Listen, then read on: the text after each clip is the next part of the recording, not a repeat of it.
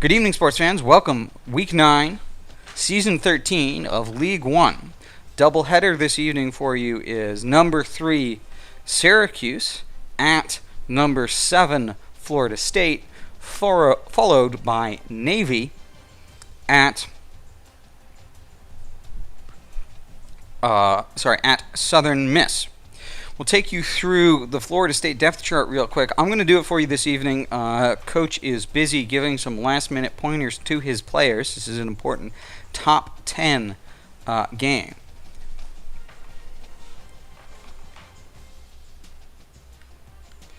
So, Florida State here. Florida State, DeAndre Francois, a fantastic 92 quarterback with a great 250 yards a game through the air, but he's got another 36 on the ground that's worth remembering. Because when we go down to Jacques Patrick, he's got another 116 on the ground. And Cam Akers, another 63 on the ground. The fullback, Jonathan Vickers, another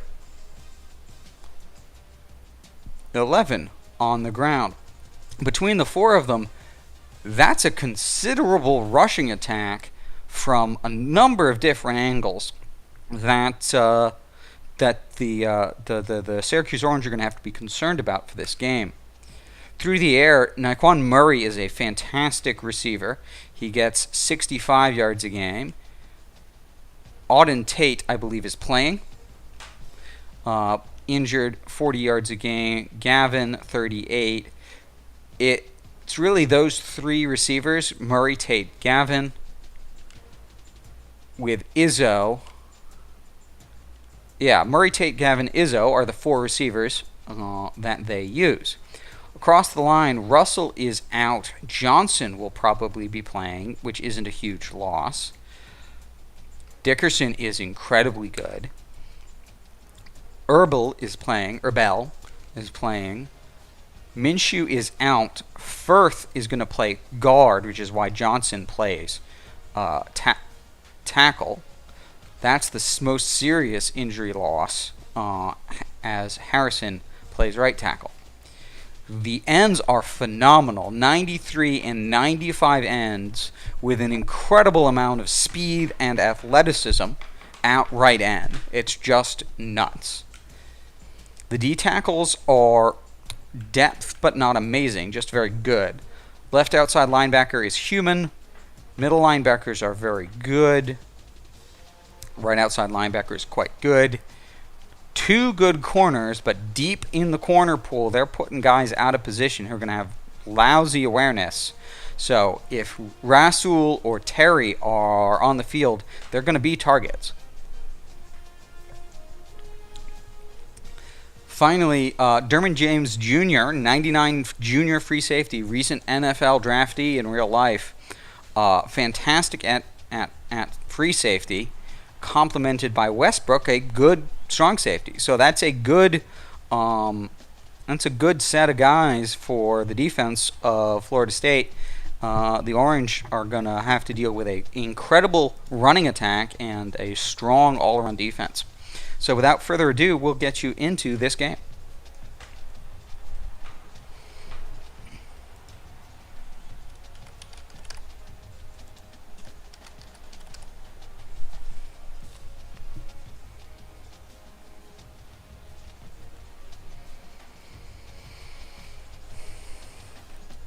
Top 10 matchup.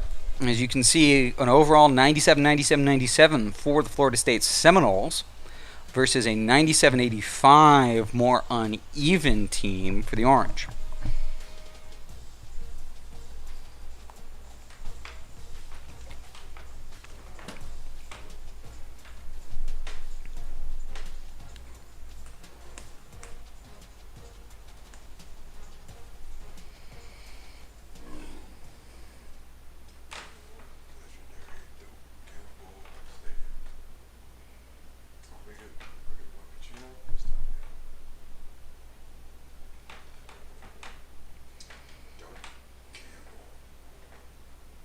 As you can see here, Florida State number 9 overall in points, number 5 overall in yards, number 16 in rushing, 233 yards a game.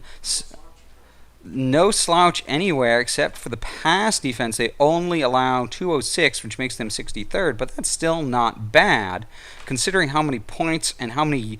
They must have a ton of yards of possession because of that rush, which is one of the reasons why their pass defense is so good, despite the fact that people have to be trying to pass against them with that many points per game. And as you can see, Syracuse on the other side, number 1 in points, number 1 in defensive yards against, number 1 in rushing yards against, again, because they're just forcing people to pass against them because they don't have any other options because they're putting up 47.3 points a game. The top players, Derwin James Jr., Jay Sweat, the end, and Dickerson, 3 great, incredible 90-plus guys, and not the only 3 90-plus guys on this team. Whereas you look at Hoffrichter, 98 punter, Dungy, a 96 QB, and Strickland, a 95. Not many more 90s beyond that for the Orange, particularly not on defense. It is a rainy game in Tallahassee, Florida. Because in either game, life or football, the margin for error is so small. I mean, 1/2 a step too late or too early, and you don't quite make it. 1/2 second too slow, too fast, you don't quite catch it.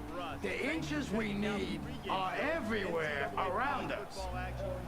They're in every break of the game, every minute, every second. On this team, we fight for that inch. On this team, we tear ourselves and everyone else around us to pieces for that inch. We claw with our fingernails for that inch. Because we know when we add up all those inches, that's gonna make the fucking difference between winning and losing. Between living and dying. I'll tell you this, in any fight, it's the guy who's willing to die who's gonna win that inch. And I know if I'm gonna have any life anymore, it's because I'm still willing to fight and die for that inch. Because that's what living is. The 6 inches in front of your face.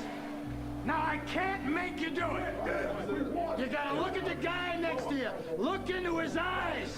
Now, I think you're gonna see a guy who will go that inch with you. You're gonna see a guy who will sacrifice himself for this team because he knows when it comes down to it, you're gonna do the same for him. That's a team, gentlemen. Spanning more than 10 successful seasons and covering the country from California, Ohio, North Carolina, and Virginia, this is League One NCAA football. Metcalf on the return there after Syracuse loses the toss. Metcalf catches it deep in the end zone and returns it to the 15. We'll now see our beginning of the game ritual from the 5 wide for the Orange.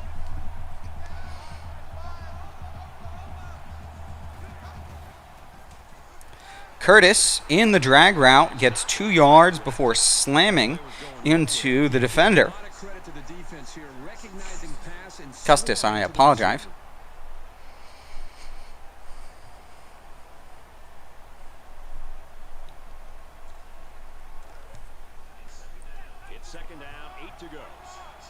Shotgun spread flex now. Halfback offset behind the quarterback's right. He gets handed the ball.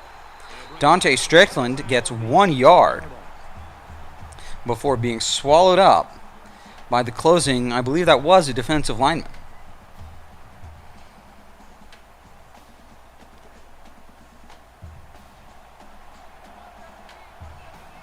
They come out on an empty backfield. 3rd and long here for the Orange.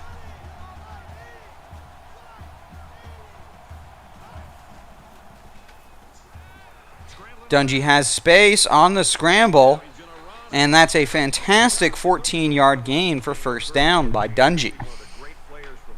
He saw that pocket closing quickly and managed to escape.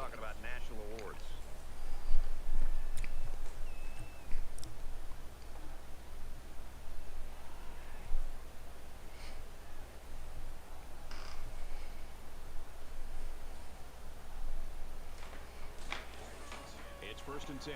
Ball on their own 33.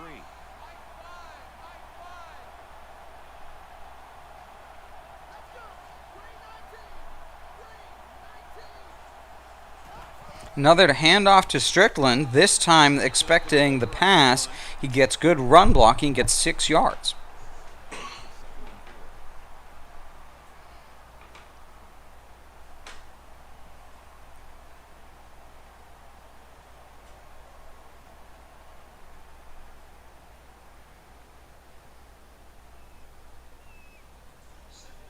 Second and 4. Ball on the 38.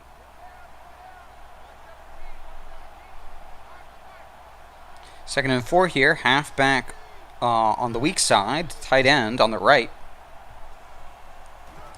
Dungy keeps it in the option and loses a yard after 2 defenders come out after him, closing him incredibly quickly in space. And it's Emmett Rice with the tackle.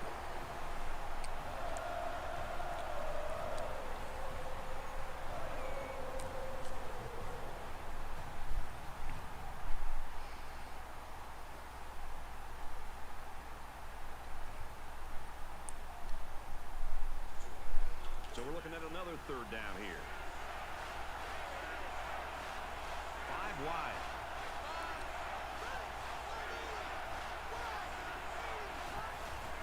Dungy scrambles out again to the other side this time, and he gets 11 yards on the scramble on third down. Picked up 2 third downs with his feet so far. Hard as a defense to get an offense to third down. When you get them there, you've got to be able to have somebody step up and make a big play, whether it's a defensive tackle slipping through a block, a linebacker shooting a gap, a defender in the secondary that's able to make a play on a football. Somebody's got to make a play, and that's what winning. The difference between winning a football game and losing is how you play on third down.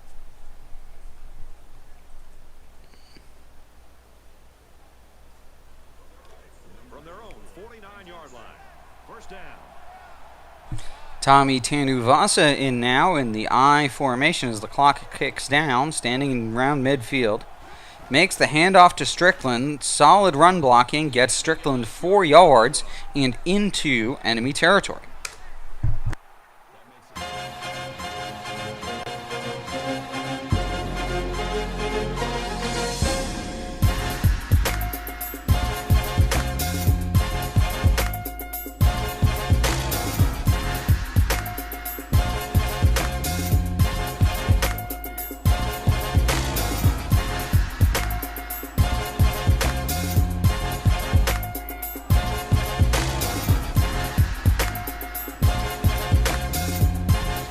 Dungy gets 3 yards this time on the rush. Heavy blitz coming. You could see defensive player with a star at his feet there. That's Derwin James Jr., the free safety, way down, showing blitz.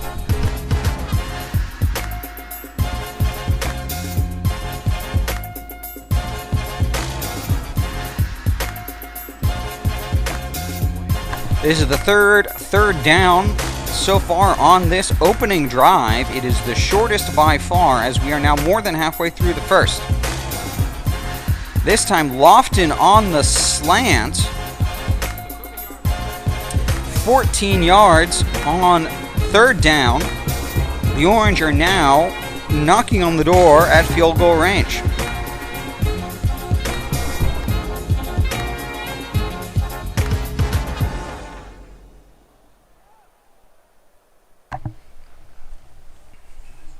And this is the 10th play of the drive. 10 plays, 4 minutes, 40 seconds into this drive. Shotgun spread flex. No tight end, 4 wide receivers, halfback offset to the right.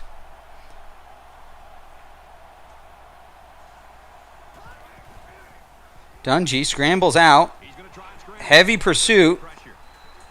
Knocked down about Weaves past the last guy to get a gain before getting out of bounds. Dungy a little bit gassed.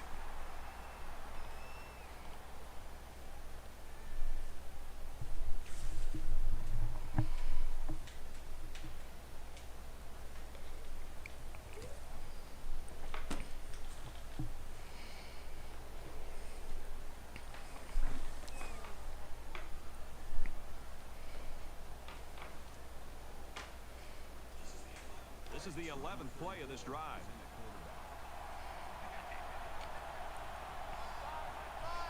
Spread flex this time from the right hash. Handoff to Strickland. Defense closes quickly. It gets bottled up for 1 yard. It's 3rd and 7 as we continue to see the Orange milking the clock early in the game.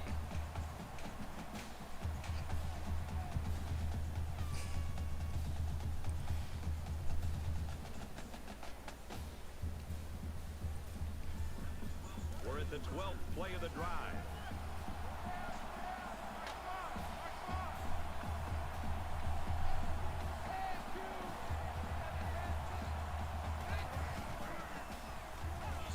Dungy scrambling again. By far the most productive part of the game so far for the Orange is Dungy's feet. That's another gain, and they get onto the 18-yard line, now officially in the red zone.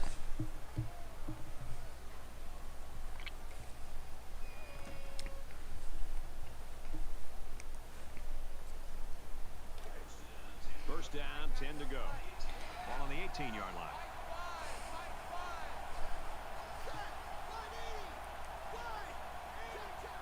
Dungy doesn't like what he sees audible as the play clock ticks down. Here's the call from the referee. And they take the delay of game.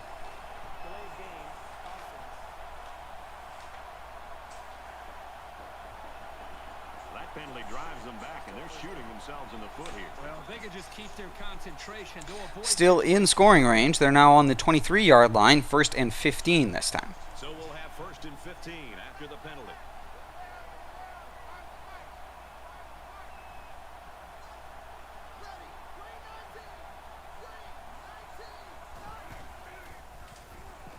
Strickland catches it and is hit hard, and it's out of his hands. Would have been a gain of about 7. This is the 14th play of this drive. A quarterback in the gun. We see the 5 wide again for the Orange, their most productive formation so far. Dungy scrambling to a Noisy who had space all over the middle of the field, stops, looks at his clock, looks at the watch, then catches the ball from Dungy once Dungy notices that he's there in space and open, and helps recover from that penalty. It's now 1st and goal from the 7. A big key play by Anoisi playing in the left slot.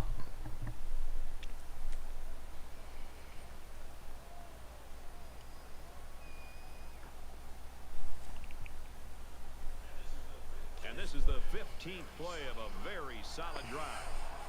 15 plays and a shade under 7 minutes to get to the 7-yard line. Anoisi again, this time coming across left to right, Did you see how he looked that ball into his hands? gets 4 yards, puts them on the 3. Hit hard before he can make a move.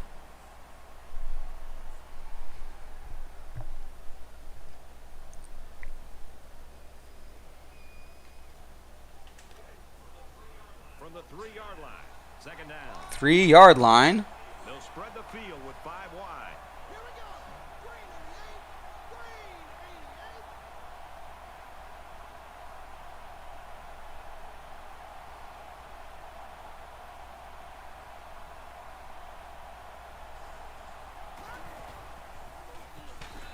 And Custis gets enough separation, and Dungy throws the ball out in front of him, and that's the first score of the game with only 17 seconds left to go in the first. That's a phenomenal 7-minute and 43-second drive.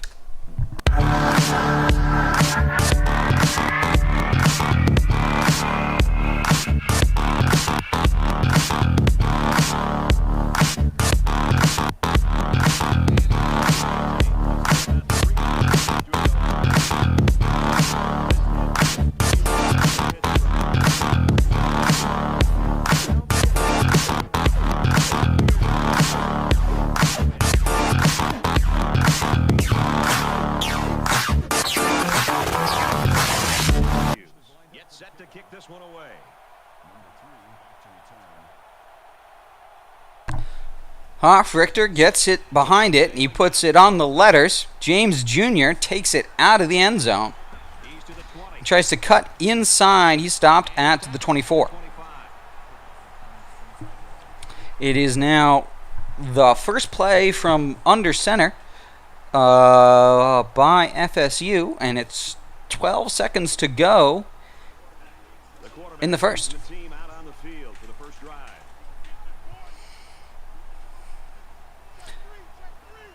A little spread halfback week of our own. And number 9 gets a handoff. And face mask is called on Henderson. And the defense gives up. From their own 41-yard line. First down.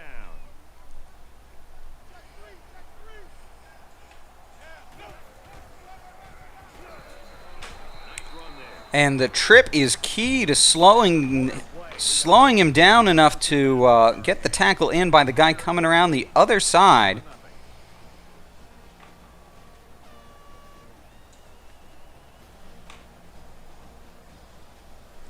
And that's the end of the first. And we're ready for more football here in quarter number 2.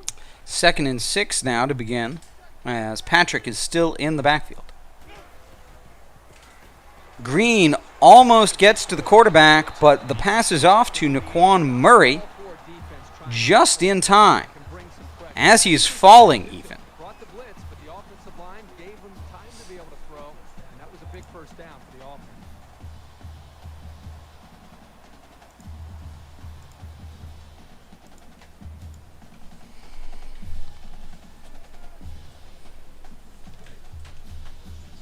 First and 10. Ball on the 38. Green, the linebacker, playing end at the moment. Patrick now behind the quarterback. Team tackling stops Jacques Patrick at a 4-yard gain. I'm going to be honest, it feels really weird to switch from saying Jacques to Patrick.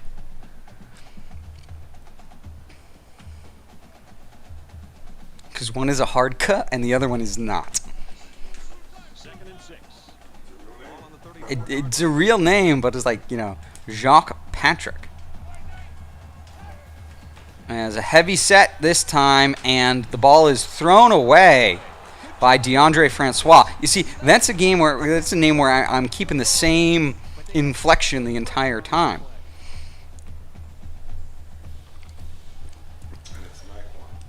Naquan? Okay. Good to know. Green comes through again. Naquan Murray, another 15-yard catch just before Green gets to home plate. From the 19-yard line. It's first down. It's now 5 wide. With 5 wide receivers.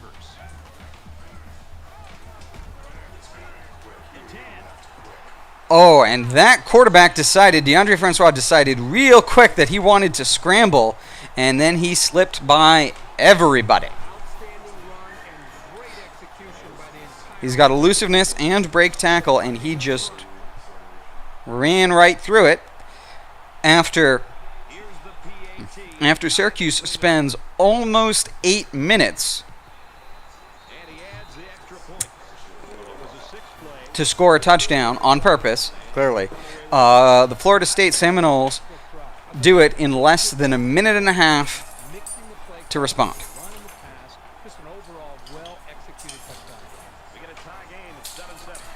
It is now 7-7. 7 minutes to go in the second.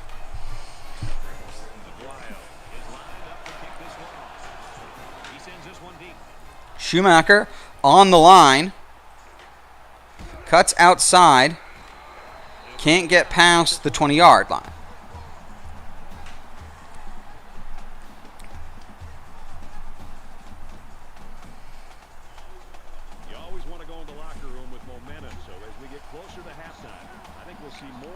We see a nice big maybe quarter here from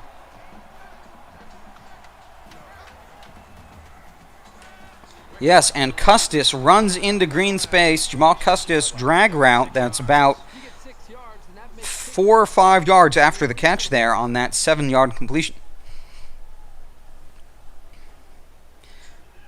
Second down, and they're going to need about 3 yards. 2nd and 3, we continue to see a very spread out defense to respond to the very spread out offense, although this is a shotgun normal for the Orange.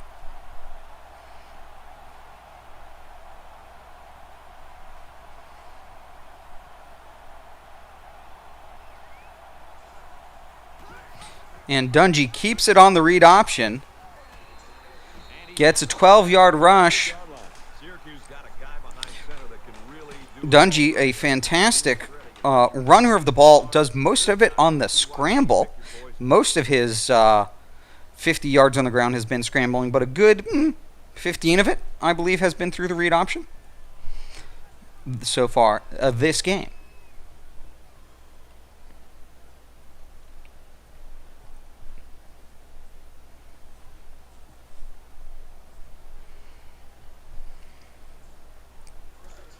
First and 10. Ball on the 38-yard line. Normal halfback week here, so we're now under 6 minutes.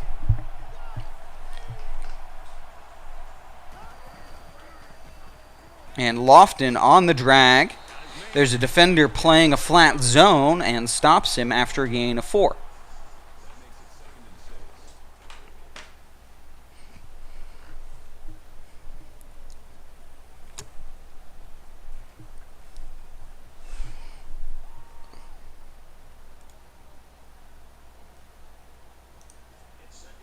It's 2nd and 6.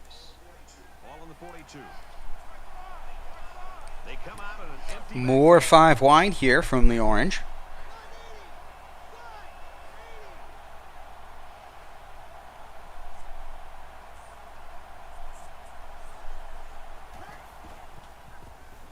And Lofton on the drag has lots of space. Gets 8 yards and a first down. That is his 3rd of the game. And the Orange are now firmly at midfield.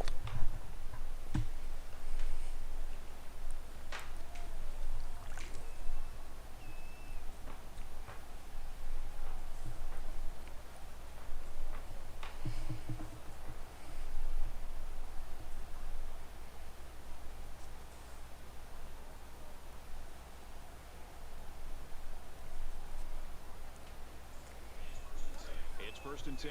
Ball on the 50. Empty backfield. Quarterback in the gun. 5 wide receivers.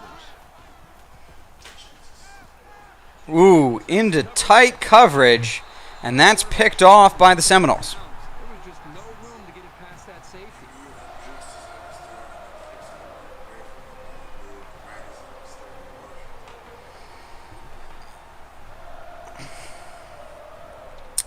Threw just a second too early to see where the cut was. 33-yard line.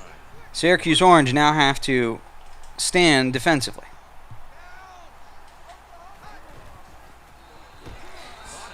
And the quick pass to Auden Tate is scooped up instantly. Even tries to make a play on the ball before tackling the receiver to the ground. It's now 2nd and 12. You're going to see 5 wide from the Seminoles. From their own 31-yard line. It's 2nd down. 5 wide.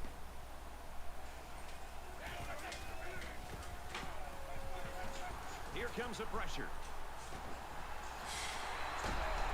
And Keith Gavin gets 13 yards after the dive for the sack misses, and nobody else gets there in time once the coverage breaks.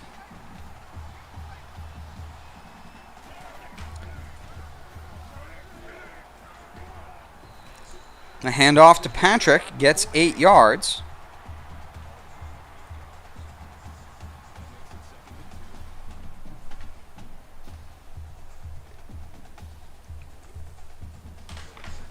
So it's 2nd down and about 2 yards to go. as we see an ace big here. Second tight end goes in motion to the right. And Patrick gets a 5-yard rush at that time.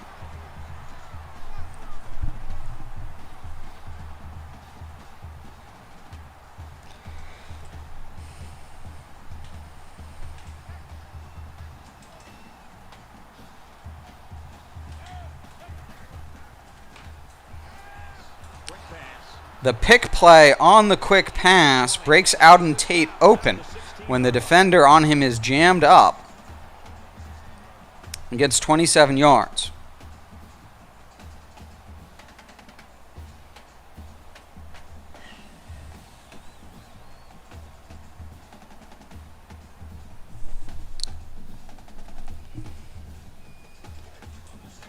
From the 16-yard line, first down.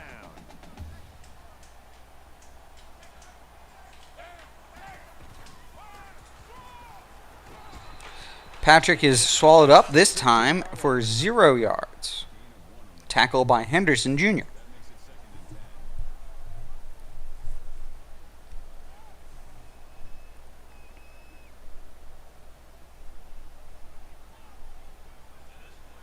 And this play is number 8 on the drive. More ace big here. And another handoff. And Patrick gets 15 yards and a touch, running it in real fast. Dodges a single man and gets in. But with 2 minutes and 32 seconds left on the clock and 3 timeouts, Syracuse has all the time in the world to get downfield before the half. So that's a 7-play, 66-yard drive, and it results in a touchdown. Brad, I thought the offense did a really nice job of mixing up the play calling on that drive. But the defense was on its heels most of the drive because of the versatility of the offense. So the score now, 14-7. He's to the 20. Schumacher with a solid run Syracuse out to by the 25. You expected that was going to happen, but 23. what is happening here? Somebody else is going to have to come to the forefront, or this thing's going to be over. If you would have told me before the game that this quarterback would have played All right. to the first quarter and a half or so, I would have thought this team would have been leading this game. But you're right. Something has got to happen where his teammates, the rest of this group, And Dungy throwing to the right slot. DeAndre James Jr. gets his hand in, running over, closing the distance quickly. Sorry, Derwin James. It's DeAndre's the quarterback I saw. Derwin James Jr. Strickland.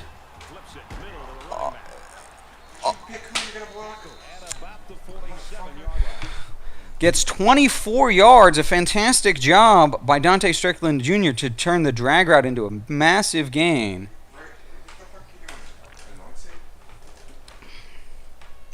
And there's a little bit of yelling on the sidelines. It looks like maybe the wide receiver coach is having some words with Anoincy there. 5 guys will be out in the pattern as they're in the shotgun. This time, though, Custis is out in space and gets 29 yard lines coming all the way across the field from the right slot to deep on the other side.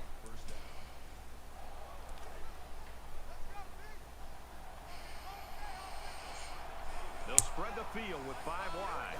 The Orange have sprinted downfield.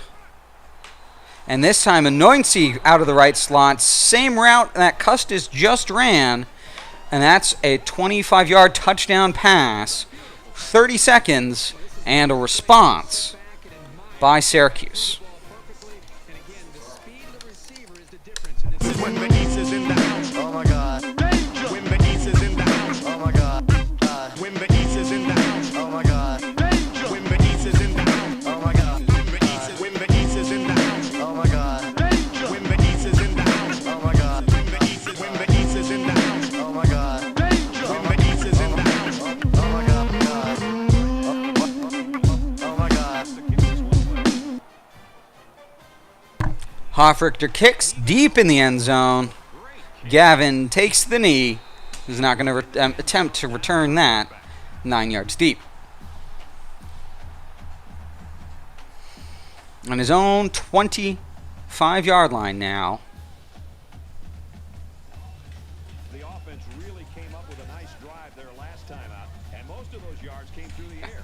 This defense needs to improve from front to back. The line needs to put more And DeAndre Francois is sacked. Green coming through the line clean. It's making it 2nd and 18, a huge play as the Seminoles call a timeout.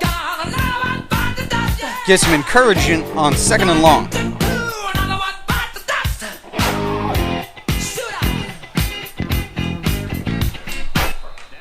And that is back-to-back sacks. Green coming through clean twice in a row. It's 3rd and 26 now. That's a massive pair of plays deep in their own black zone.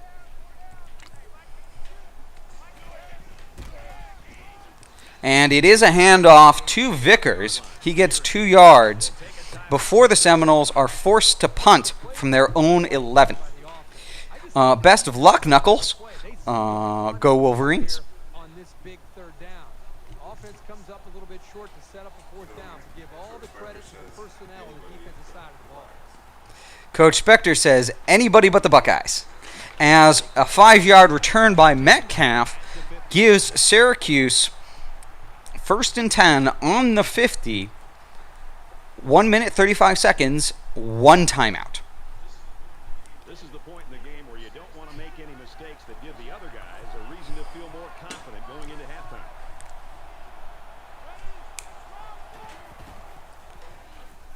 Dungy on the run to a Noisy, playing tight end in the I formation. The flag route breaking wide open as his coverage went deeper than his cut. First down, 10 yards to go. And it puts them on the 33 now. All by himself in the backfield. And going out of bounds stopped the clock as Custis catches the drag route At the 28-yard line. and continues to run laterally in order to get and weasel his way to another couple of yards after the 3-yard drag. Penn State can be a dangerous team, I will tell you that. I played a number of seasons as them myself in a dynasty with the default rosters as Dungy makes a fantastic move.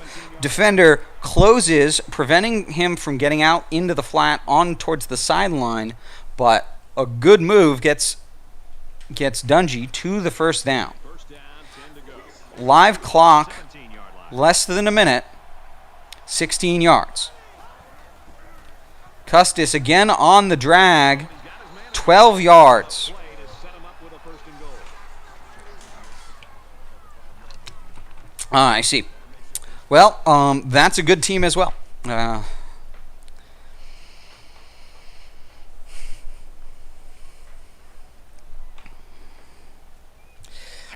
McSorley. He does do that.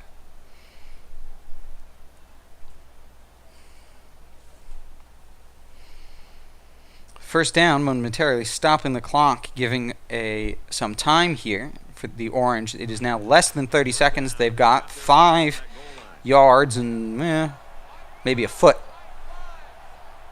as it ticks down below 30 seconds. And Strickland is tackled after a 5-yard gain. That is 2nd and goal from the inch line, as Syracuse is forced to spend their final timeout.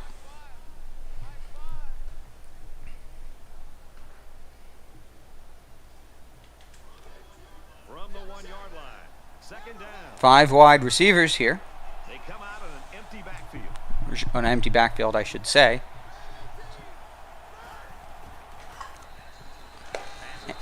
And Emmett Rice tripped up, head is not up as he's recovering from being tripped.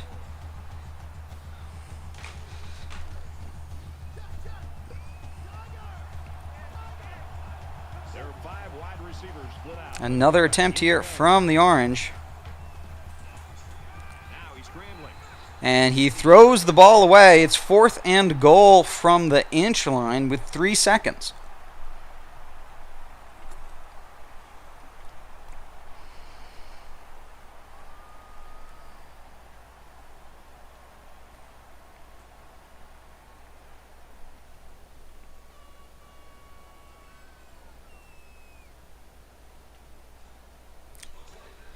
Looks like they're going to go for it. And the Orange are going for it on 4th down.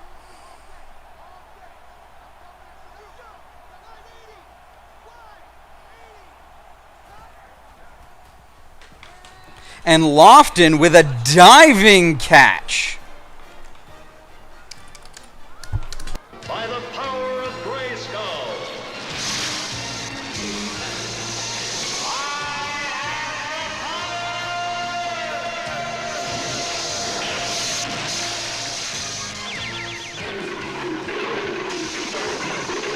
Cringer became the mighty Battle Cat, and I became He-Man, the most powerful man in the universe. Only 3 others share this secret. A 49-yard drive, and they come away with 7 points. Brad, I love these kind of drives. They're old school. A fantastic drive from Syracuse after forcing the punt. Go into halftime with the lead after throwing a pick midway through the second. Great rebound in the second half of the second quarter. Innovation that excites. Reese Davis and David Pollock here completely locked in on that first half. This game's been everything we anticipated it being. Each team matching each other blow for blow. Just a one-possession game at this point. What do you expect to change things in the second half? Well, it's always fun to watch 2 teams and 2 games match up the hype. And we talk about it all week and how big this game is, and it's going to come down to players making plays. And you know, the big play is something that we continue to beat into the ground, and which one doesn't give that up? A lot of times, you know, games are lost and won by turnovers and giving it away and making that crucial mistake. You can do everything right and you can execute. Indeed, CWAC, you missed a nail biter of a second quarter.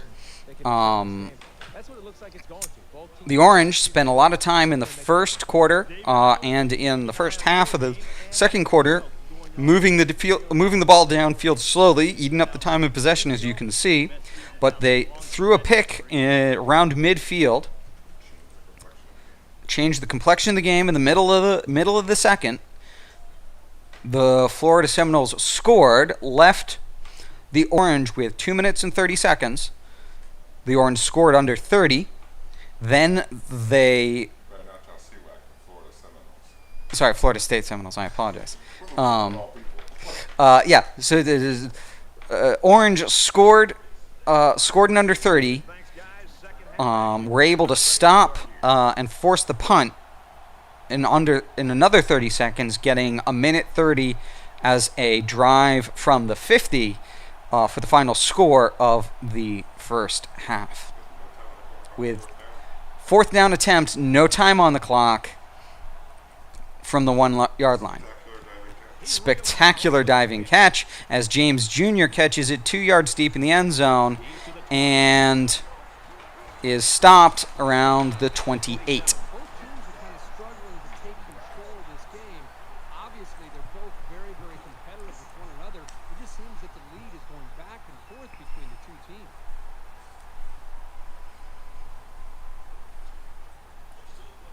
There's still plenty of time to keep running their offense as usual here. I don't think they need to feel any anxiety about... Shotgun normal here. And Frederick jumps the route with the pick. First play of the second half. Fantastic job by Frederick.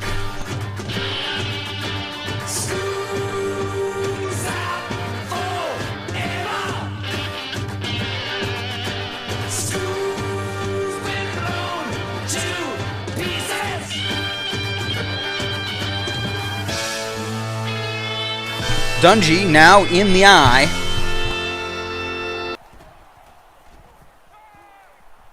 And a lob to Anoisi on the flag, 21 yards up to the 6-yard line.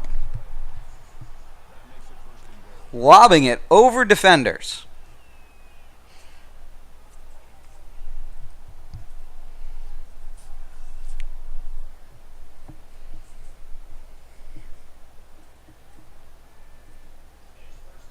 It's first down, and they'll be looking for 6 points here.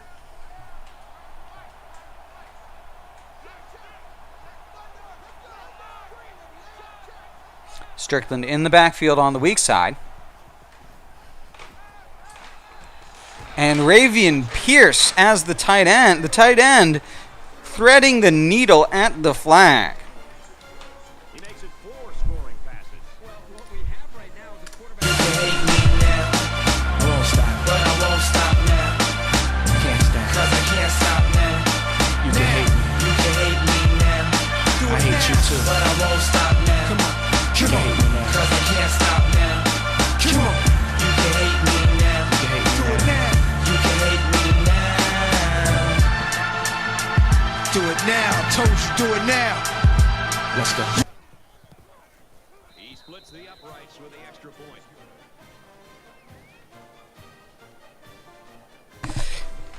And in 42 seconds, it's changed from a tie ball game to a 2-score lead by the Orange.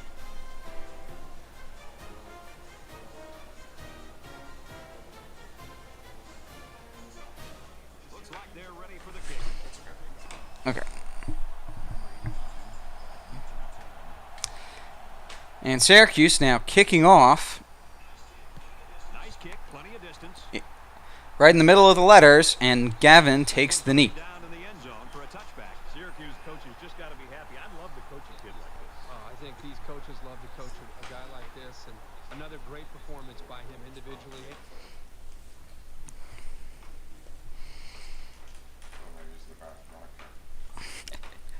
All right, a quick timeout for a second. Now, as we look at some stats and some things get organized on the sidelines. The Orange with 13 first downs so far this game, which is actually, I'll be honest, a lot more than they usually have, because they usually have a lot more 20, 30, 40-yard plays than they do so far in this game. They've intentionally been playing shorter and playing more downs every set of downs in order to eat up more time of possession than they usually do. It's a big difference in total offense, due in large part to the 3 and out, thanks to two sacks in the waning seconds of the second, and then the pick to begin the third. That is, as you can see, the turnover, as each team now has 1 interception.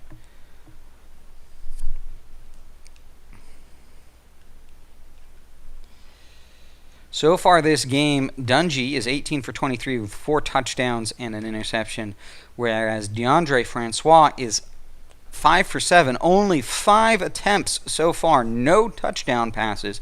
And the reason for this is because the offense is really under Patrick with a little bit of scramble from Francois. That's where the yards are coming from. If you look at Syracuse, the rushing yards are coming actually from Dungy, largely on the scramble. Strickland with a few runs, and Dungy with a few read option as well. Receiving, it is Custis and Inoisi. Custis with more catches and Inoisi with more yards, before being rounded out by Lofton and Strickland out of the backfield. On the other side of the ball, the Seminoles only have 2 receptions to Murray, 2 receptions to Tate, and 1 to Gavin, but the average for all of them is in the double digits.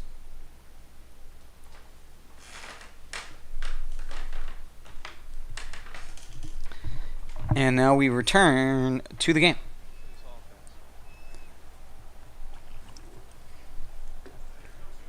Now here comes the offense, and you've got to wonder if that last interception's weighing on the quarterback's mind. Shotgun spread here. And another quick pass to Murray, this time on the right. It's 15 yards when the defender is on the other receiver out there. From their own 40-yard line. First down.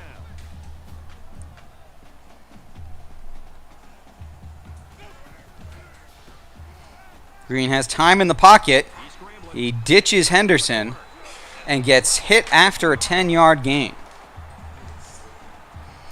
DeAndre Francois is a very maneuverable quarterback and slippery. Now we got 2 halfbacks and 3 wide receivers. A new formation so far this game for the Seminoles, as they are now at midfield. On the 50-yard line.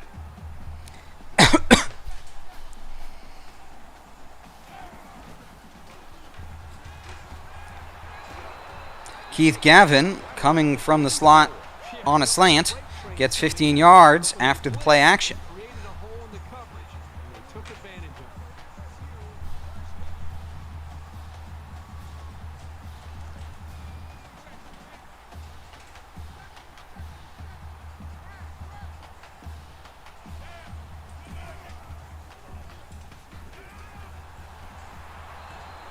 it. It takes the third man to get Ryan Izzo, the tight end.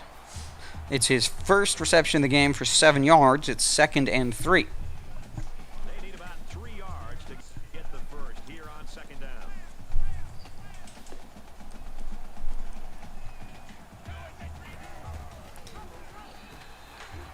Patrick, 6 yards from the handoff, and 1st down.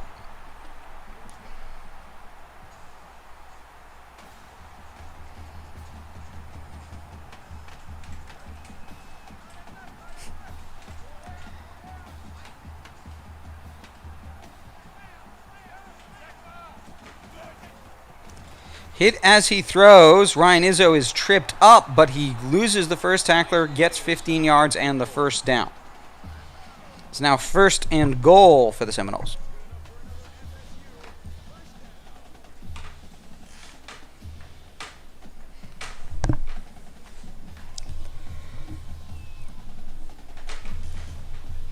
First and goal, and they need a touchdown here to get back in this game.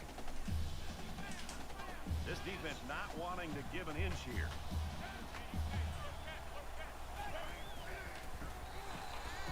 And Murray is open on the slant Play ever developed nicely. for the score Receiver on this play. He beat his man off the line. to bring it within a 1-score game for the Seminoles. After that, just make the catch.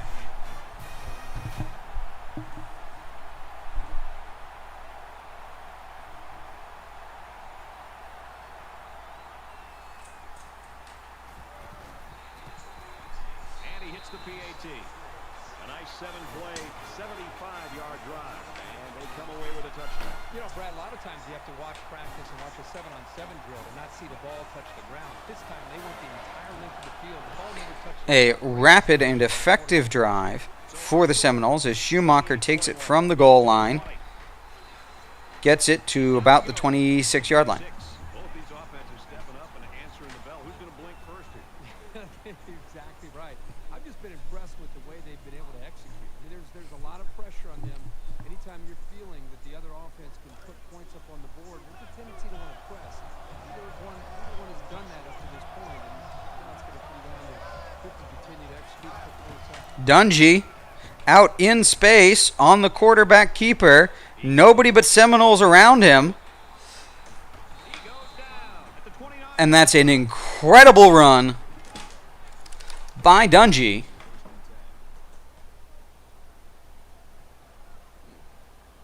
Like, what, 30 yards? Everyone I see just walks the walk with gritted teeth, but I just stand by and I wait by time they say you gotta toe the line. They want the water, not the wine, but when I see the signs, I'll jump on that lightning bolt.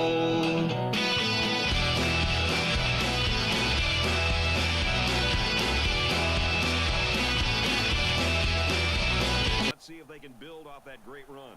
But that was a big 45-yard play by Dungy. And he's scrambling again. Buy some time. He's under some heat. He goes out of bounds after 7 yards. 22. 10th rush of the game, he's over 100 now.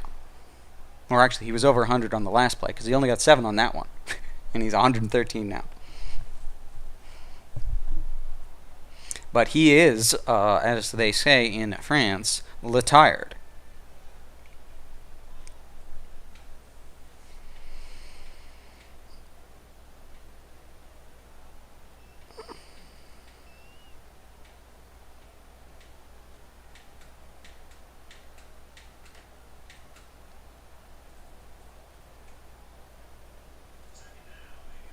second down, and they're going to need about 3 yards to pick up the first down.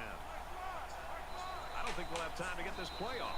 The offense didn't get the play off in time. They come out of the huddle too late and accept delay of game on 2nd and short. You got to be careful to avoid these. Penalties are a great way to stall out a drive.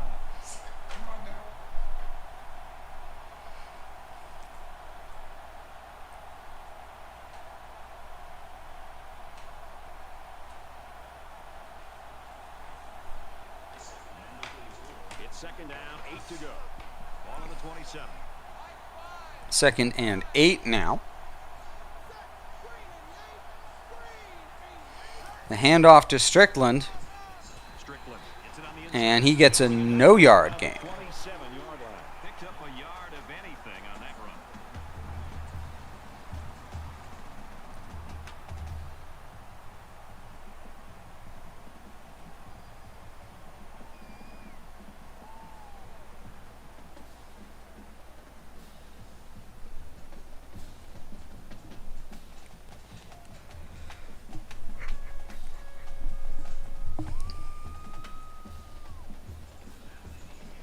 Third down, and they need to get it to the 19.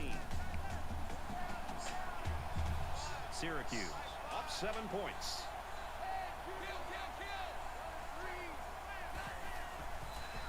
And a massive sack on Dungy. Offensive line, they've got to do a better job of holding their blocks, or else this quarterback's going to be pulling turf on And it's now 4th and 16.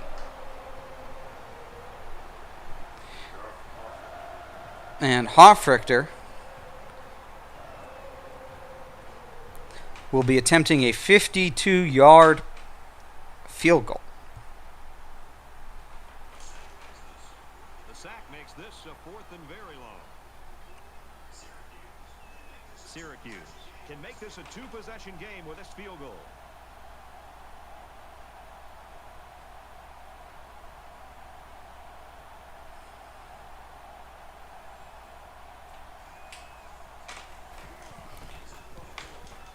And Hofrichter blasts it right through the middle of the uprights.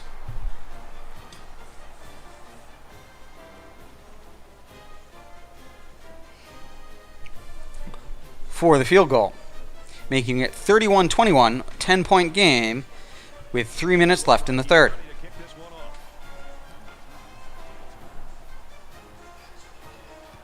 Excellent kick. James Jr. again with the return, He's to the 20. Makes it to the gets to the 22.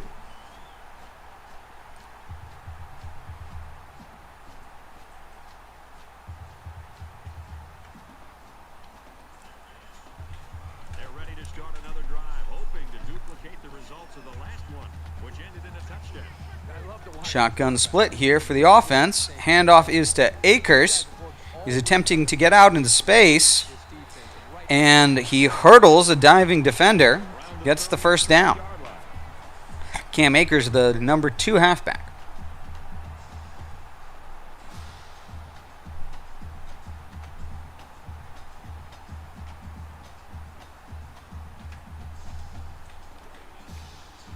We've got a 1st and 10. Ball on their own 33.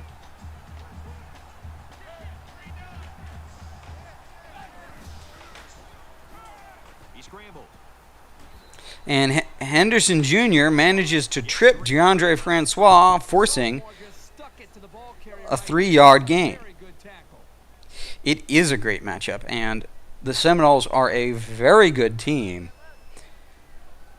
with a tremendous running game.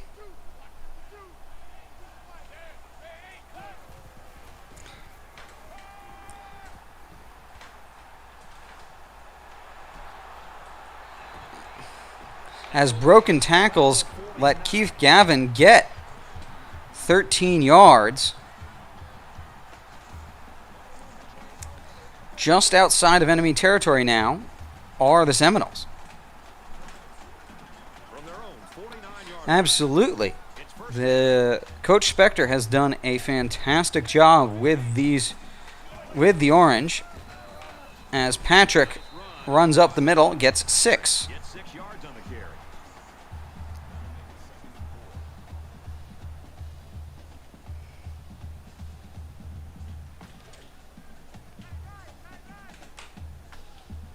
The real-life Syracuse Orange also having a very good season under the leadership of Dungy. Patrick is eventually tackled. They give him the credit for forward progress, and he gets a first down. It's now 1st and 10 from the 40 for Florida State. First down, 10 yards to go. Ball on the 40.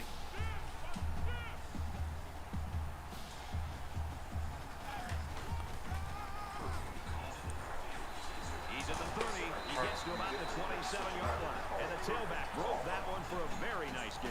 Give the offensive line some kudos there. They blocked very well up front. Broken defense there gives Patrick a great running lane right up the middle.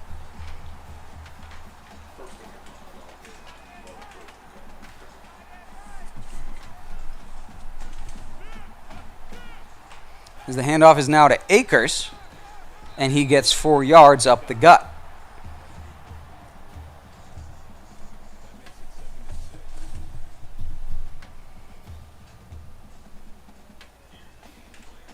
Here's the 8th play of the series.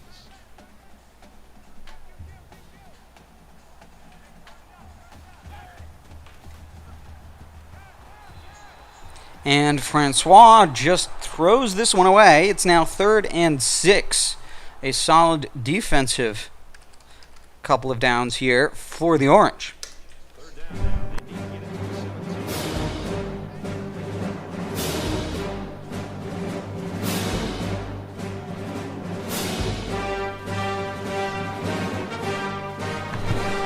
The closing pressure forces the check down throw. It's 4th and 1 as Florida State trots the field goal unit out onto the field. It's 4th down. They'll call on the field goal unit here. And they can make this a one-possession game with this kick right here. And the kick is good. It is a one-possession game.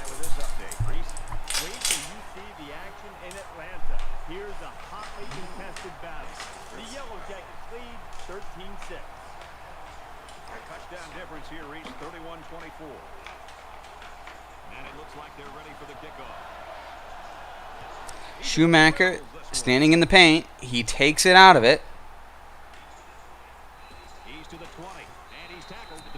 Gets to about the 21. Since the interception, touchdown, touchdown, touchdown, field goal. Now they're on their own 21. They've got 22 seconds left in the 3rd. It's a new possession for this offense, so what will it hold? Syracuse is up by a touchdown. Dungy pitches it. Strickland tries to spin, but the pitch got them the 3 instead of the 0. And it looks like that might be the last play of the 3rd.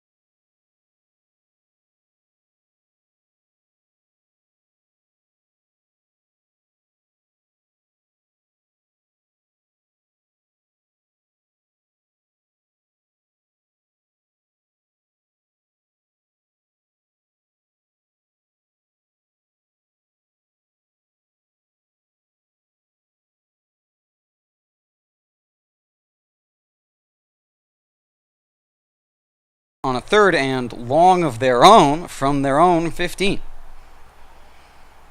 and long now after the sack. field. 5 wide receivers. 4 down linemen. Single safety highs. The clock ticks down. And that looked like a pretty good move as they called timeout before the play clock ran out.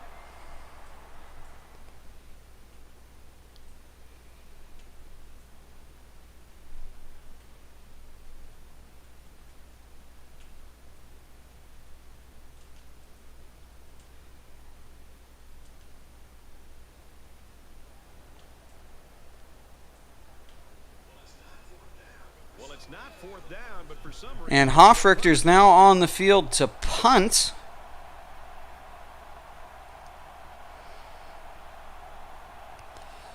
The Orange spending a timeout to get Hofrichter onto the field.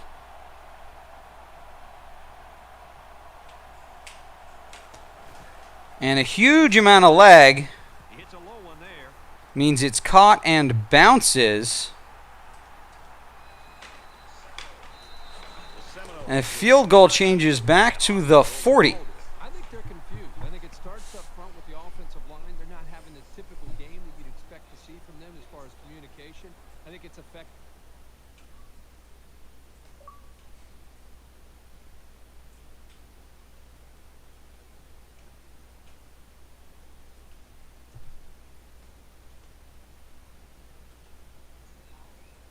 The rest of the offense.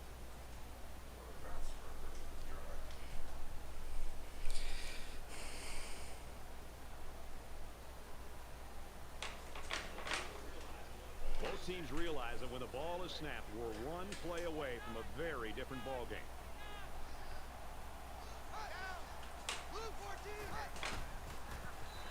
And another attempt at the quick pass. This time it is snuffed out.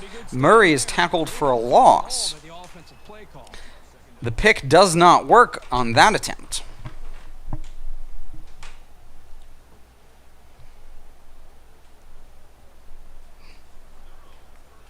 From their own 38-yard line. Second down.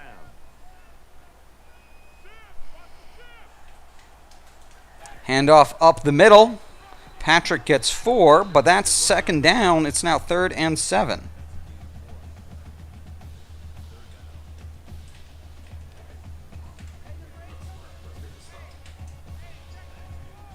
Empty backfield. Quarterback in the gun. 5 wide receivers. And Green isn't there quick enough. The pass is caught. That's first down. George Campbell's first reception of the game.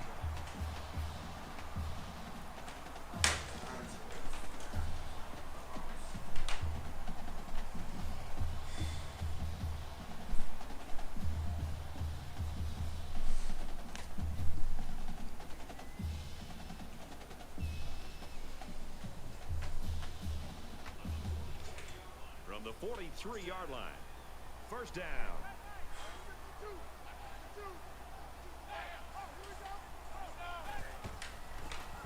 Another quick pass, this time to Tate. They go back to the left side of the field. Sniffed out. Again, 0 gain.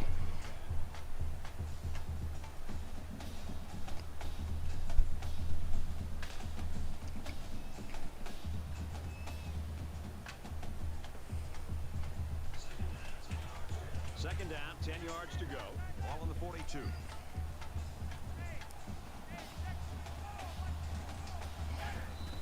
And Green gets home this time for the sack, making it 3rd and 18. Another one bites the dust. Another one bites the dust. And another one gone. And another one gone. Another one bites the dust. Hey, I'm gonna get to do. Another one bites the dust. Shoot Keep this drive going. They'll line up with 5 wide receivers.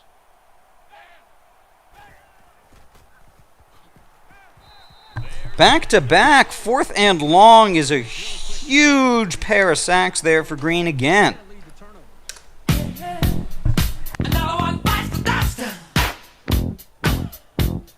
Another one bites the dust.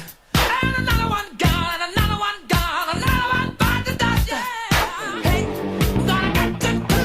Another one bites the dust.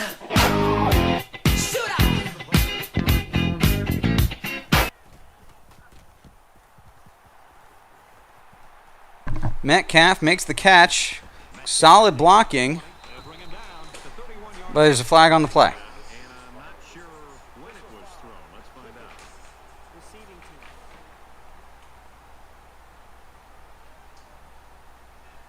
That one will put the offense in a hole, and they'll try to get some of that back on this upcoming play.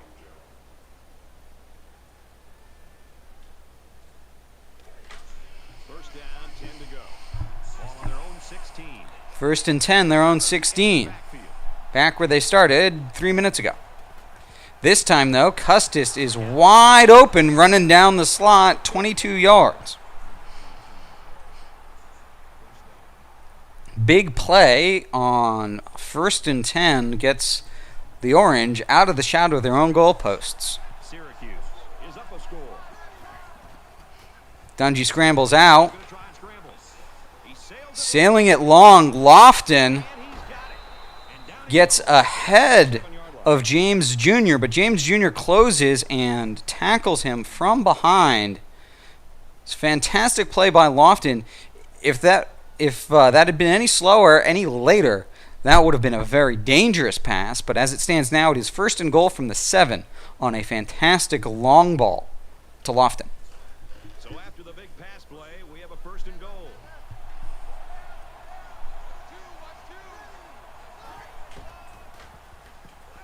Play fake. Defense bearing. And the defense doesn't believe the play action. Blew past the ball. Dungy loses 7. Back down. Boy, excellent play by the defense here. As 99 comes through doing the swim move on 2 blockers.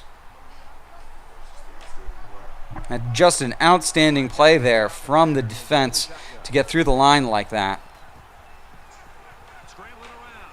And he has it on the corner. He steps And Dungy gets to the sideline and is well out of bounds before the extracurriculars hit him and take some of his stamina, which is just so mean. And I really wish they called it when people hit you 4 yards out of bounds in this game.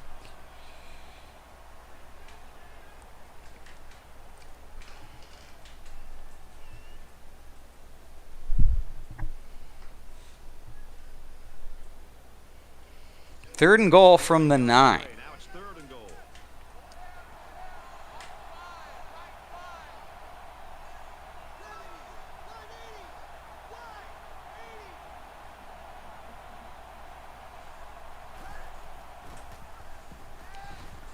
There's a tie-up. James Lofton gets tied up in the defense in his own team, but he gets the touchdown anyway. Second big end zone catch of the game.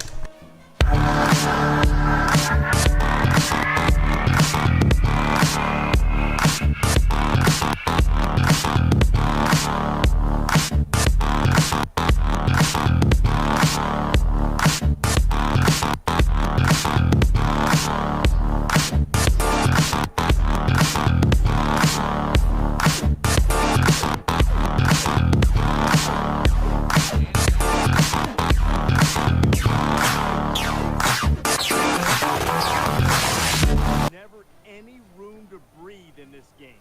The Yellow Jackets walk out with a 7-point win. And we thank you, Reese Davis. Back to the action here. They line up to kick this one away. Number 89, back to return. He sends this one deep. This one's going to be down in the end zone for a touchback. Syracuse defense has been a force to be reckoned with, especially in this game. Well, they've stepped up today. They just seem to be dialed into what this offense is trying to do. Good job against the run. They've been very physical. What I love is how relentless they run to the football. Their last drive resulted in a punt, so let's see if they can put together something a little more promising here. Nearly picked off, but he couldn't hold it. Almost a big play. He patrols the deep part of the field like a center fielder, though he didn't make the catch like one.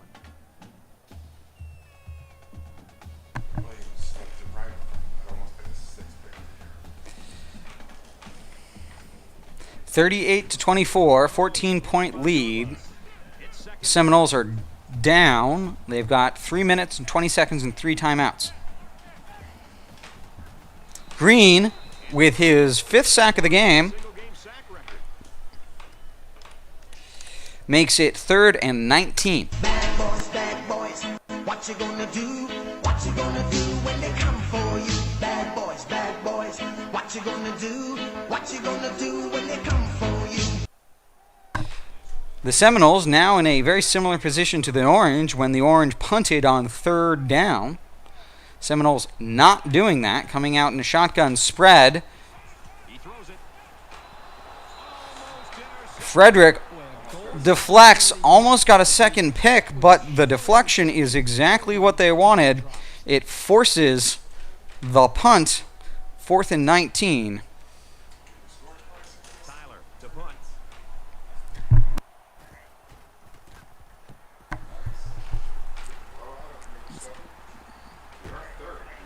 Metcalf fields it at the 40, and he's taken down at the 40. Eric Metcalf gets 5 yards return on the punt. The Orange are 5 yards away from enemy territory. He's throwing the ball from the pocket. At times he's taking off and scrambling and throwing on the run. And of course he has the athletic ability to be able to make big plays with his feet. And Anoisi on the tight end flag route. It's not until right after the wide receiver cuts in front of the defender, slows him down just that half step, that Anoisi has the space for Dungy to throw him the ball. And that ball is wide, but thank God it was that wide, because if it was too much closer, it would have been picked. 2nd and 10 now for the Orange. All by himself in the backfield with 5 wideouts. He's scrambling. Dungy scrambles, gets to the sideline, 1 yard. Took their first time out. And Florida State calls a timeout with 2 minutes and 16 seconds left. 3rd down now, and they need to get it down to the 30. They come out in a 5-wide set.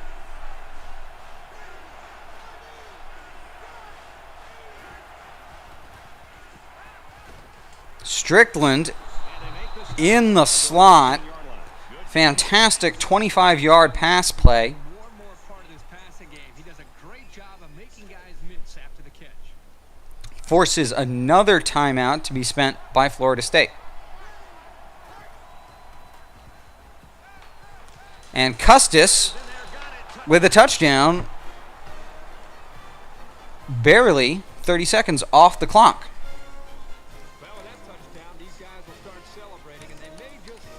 When the East is in the house, oh my God. When the East is in the house, oh my God. When the East is in the house, oh my God. When the East is in the house, oh my God. When the East is in the house, oh my God. When the East is in the house, oh my God. When the East is in the house, oh my God. When the East is in the house, oh my God. Oh my God. Gavin takes the knee. Florida State now 1 timeout, 2 minutes, 8 seconds. They are down by 21. They're still allowing the passing game to click. And that's always been a very positive thing. It'll keep the defense honest, and they won't be able to just play the pass. It's going to be interesting to see how the action shakes out in this series. Just over 2 minutes in the game.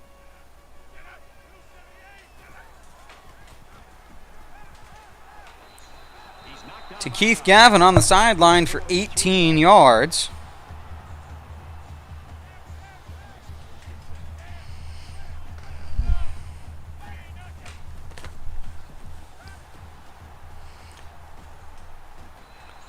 And DeAndre Francois just throws this out of bounds because nobody was open. That's a great coverage defensive play there on 1st down.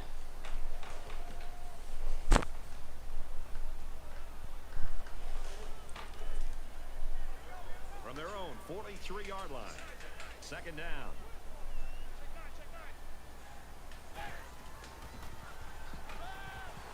And Green doesn't get the sack, but does bowl over Francois.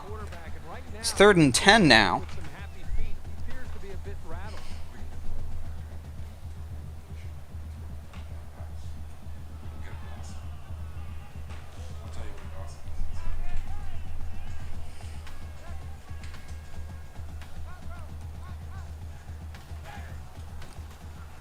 And Green this time gets the sack. Syracuse spends a timeout to keep the time on the clock because the punt is being forced at 4th and 18. Syracuse now has a minute 47. Metcalf with the return. 7-yard return. Minute 41 timeout. Well, with him making plays the way he did today, there's reason for their optimism and reason they feel good about having him on their side.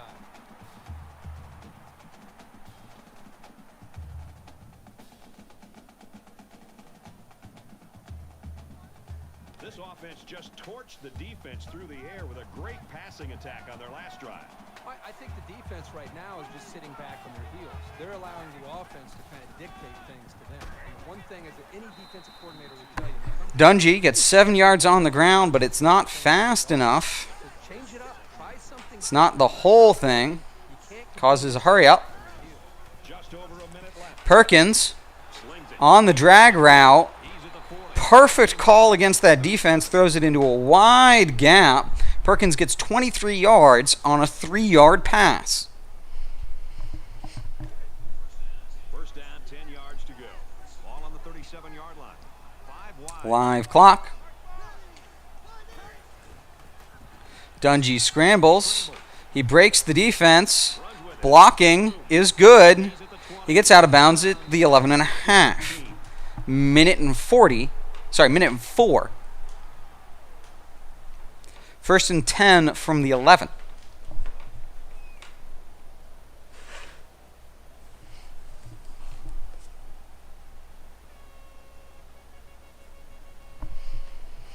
But Dungy is aghast. From the 13-yard line, it's first down.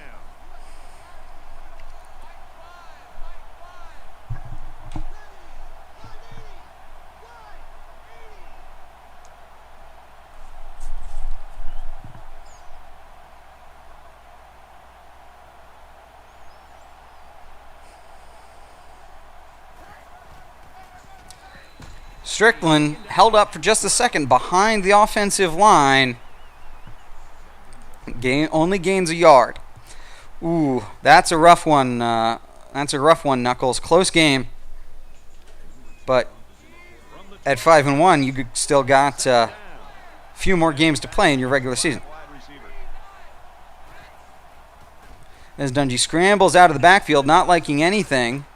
He eventually gets to the sideline. And he gets a touchdown.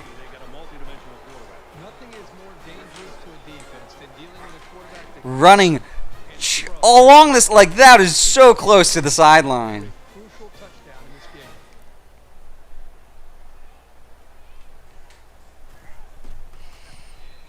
And he adds the extra point. Let's get the latest now. Reese Davis. The Gamecocks were ranked 24th. Now the loss is likely to knock them out of the poll. And for Auburn, that big, beautiful 0 remains in the loss column. Auburn captures the 4-point win. Reese, we're not going to have an exciting finish here, I can tell you that. He did, Siwak. He wanted to get that touchdown passing, because then he would have had more touchdown passes than incompletions. But as it is, I think he'll accept the win against number 7 Seminoles. They were very close, really up until just about the end of the third, when a couple of defensive stands really gave the Syracuse Orange what they needed to begin to break away.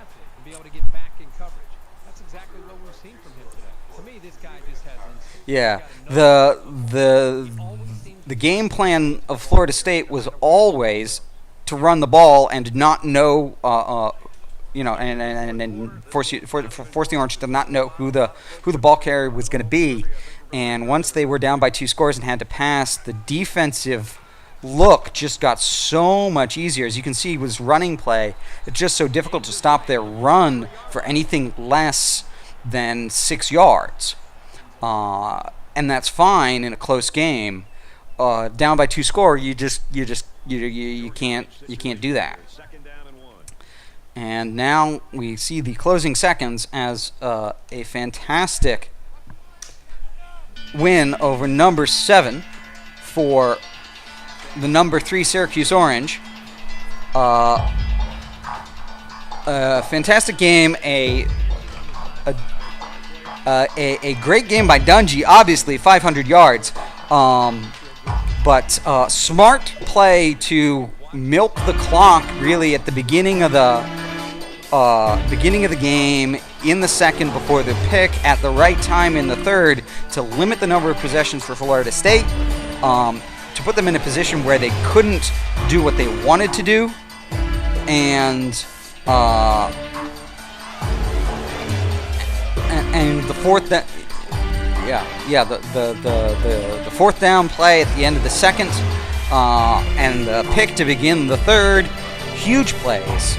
But it really wasn't on lockdown until into the fourth quarter when the Syracuse Orange knew that they were playing pass defense the rest of the game. A fantastic game by Dungy. That's a really good football team that played really close, and a smart game plan and knowing what his weapons were are what allowed Dungy and the Syracuse Orange to pull up such a big win. 516 yards of total offense, 500 of them from Dungy. 25 rushes, 25 completions, 6 of 8 on third down versus 2 of 7 on third down and under 300 yards. 1 turnover each, 20-24 to 11:36 time of possession. Dungy, a 236 passer rating, 25 out of 31 attempts, 6 touchdowns, 1 interception, 80% with a long of 53 and 3 sacks. On the ground, 18 rushes for 138 yards, including 1 on the ground. Custis, Lofton, and Noisy spreading it around with good help from Strickland in the backfield.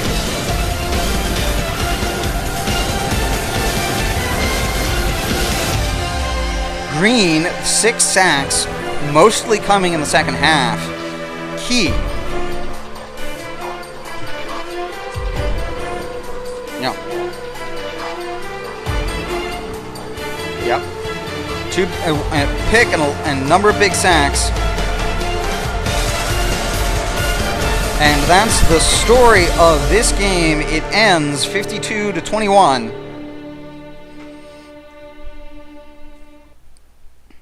Orange. Thank you for joining us.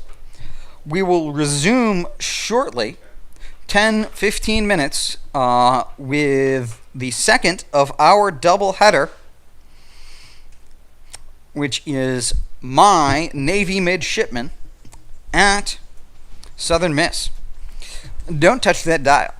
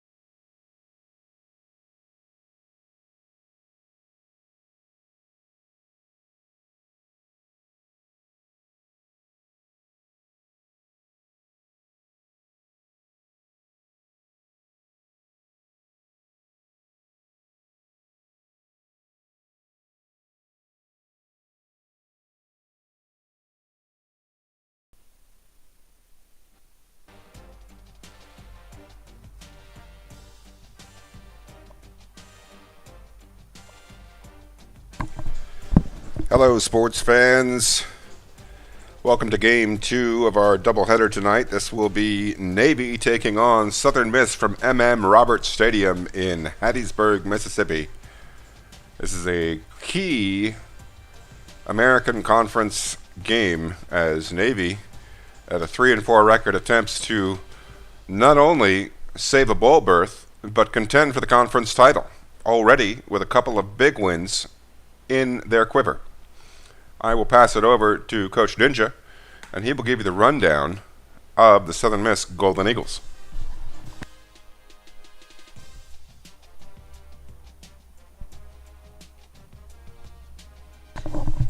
Thanks, Coach. First and foremost, the guy we're going to be focusing on is Quanda Griggs.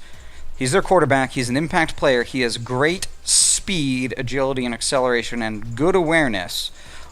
Such that even at 82, it's worth noting that 168 yards a game, 6 and 13, but 68 yards on the ground. That's a number worth remembering.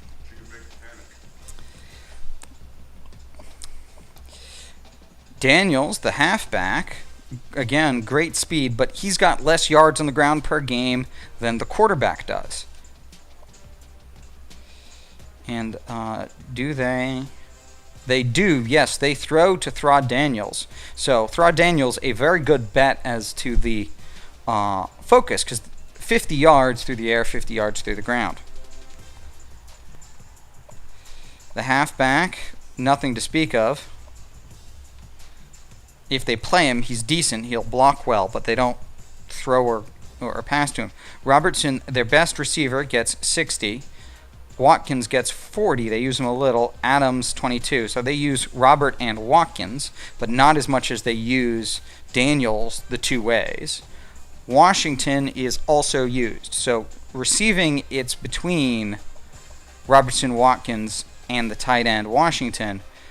But we can be pretty confident a lot of the time that it's actually going to be Daniels as the impact player, T-Rod Daniels. All right. Left tackle is a 74. Left guard is a 79. Center is a 74. 83 right guard. 88 right tackle. So their best part of their line is the right side of the offensive line. Center and left tackle are a weakness, but it's not a terrible offensive line. Defensively, the left end is an 84 on a hot streak, and the right end is an 83. Their D tackles are 78 and 75, so it might be a game of running up the gut against them. Linebackers are 76, 76, 76, so they're quite human. They have 276 corners, and they rapidly go downhill. Their fourth corner is a left outside linebacker. Injured free safety. He is out, so Flaunt is playing free safety. That's going to move everybody up a step. Okay, so Morgan and King are going to play because Flaunt is playing free safety. And 77, impact player, the best player, one of the best players definitely the best player on the secondary for Southern Miss. It's a vulnerable secondary. The defensive ends by far the best part of their defense. Solid legs mean that this is a team we're going to be worried about their line the most. And we think we can do things against them on defense. We're going to be focusing on what is the quarterback doing, because if we can get him to throw interceptions, he likes to do that. And without further ado, let's get into the game.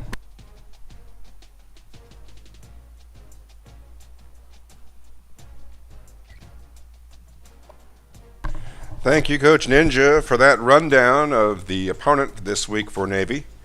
I am Coach Spectre, just coming off of the first game of our doubleheader, a win over number 7 Florida State with my Syracuse Orange. Now going to provide you play-by-play as Coach Ninja, who provided play-by-play for my game, takes on the Golden Eagles of Southern Miss, the Brett Favre alma mater.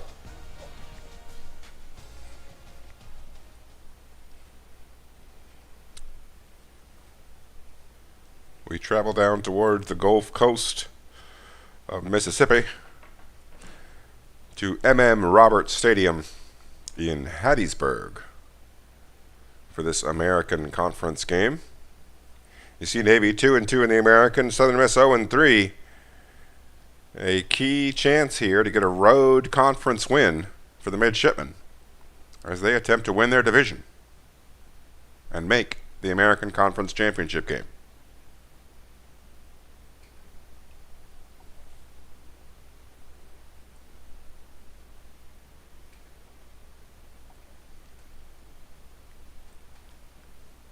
Seeing some of the star players for both sides. Xavier Marion out with that broken wrist. Flott's going to be taking his place, the cornerback playing free safety. We've got a clear, sunny day here. We'll wait to see what the wind is. But so far, so good on the weather front. You see number 6 SMU undefeated there in the American West Division where Navy resides.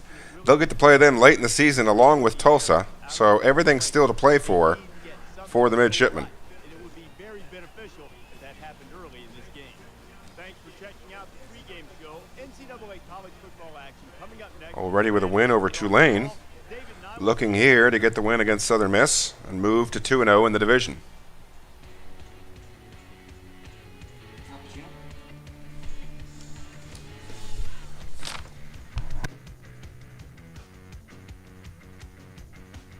Because in either game, life or football, the margin for error is so small.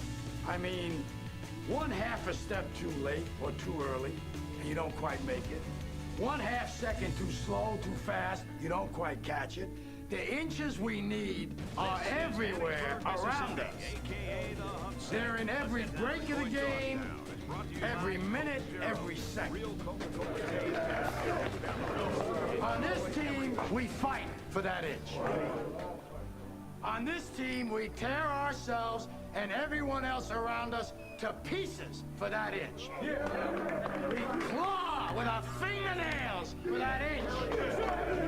Because we know when we add up all those inches, that's gonna make the fucking difference between winning and losing.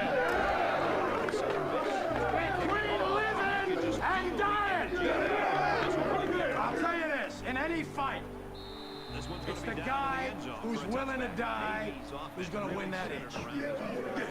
And I know if I'm going to have any life anymore, it's because I'm still willing to fight and die for that inch. Because that's what living is. The 6 inches in front of your face. Now, I can't make you do it. You gotta look at the guy next to you. Look into his eyes. Now, I think you're gonna see a guy who will go that inch with you. You're gonna see a guy who will sacrifice himself for this team because he knows when it comes down to it, you're gonna do the same for him. That's the team, gentlemen. Spanning more than 10 successful seasons and covering the country from California, Ohio, North Carolina, and Virginia. This is League 1 NCAA football. Navy opens with the 5 wide, and Carmona picks up 12 on the first play of the ball game. That's going to give the Midshipmen a first down on their own 37-yard line here on the opening drive. Navy receiving the opening kickoff means that Southern Miss will get the ball to start the third. So the impetus right now in this moment is on the Navy offense. From their own 37-yard line. First down.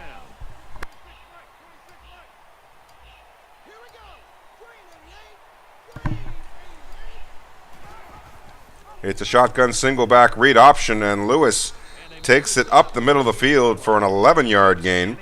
That's another first down play on first down. And just like that, Navy is 2 yards from enemy territory.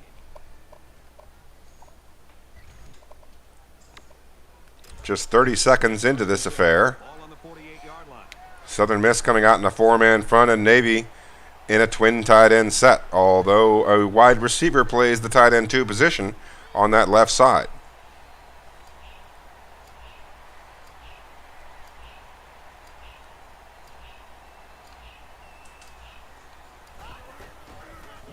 Handoff up the gut. Brown skirts past the first line of defense. Picks up 7 on the play. And we have our first second down of the ball game as Navy has now moved into Southern Miss territory. The ball resting on the 45-yard line right near the left hash. Once again, a twin tight end set, although it looks like it might be a pass play.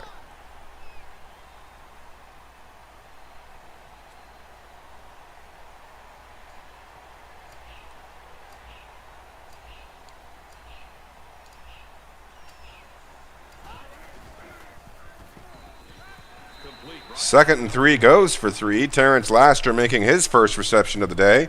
That's going to leave the midshipmen just a little bit short, though, as we now see our first third down. 3rd and just 1 for the midshipmen to go. From the 43-yard line, it's 3rd down. The quarterback in the gun, empty backfield, 5 wide receivers in the formation.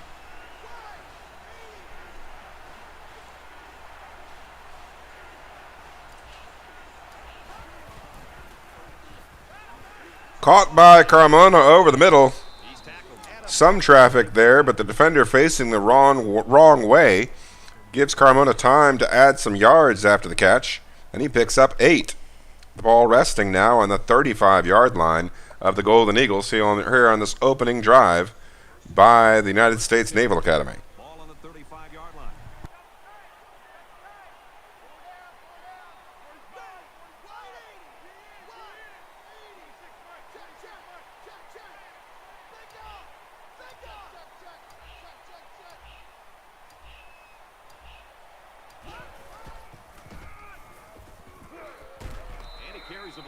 Lewis on the keeper, picks up 5. Now going to be second and approachable. 5 yards to go for the first down as the ball sits at the 30 on the left hash.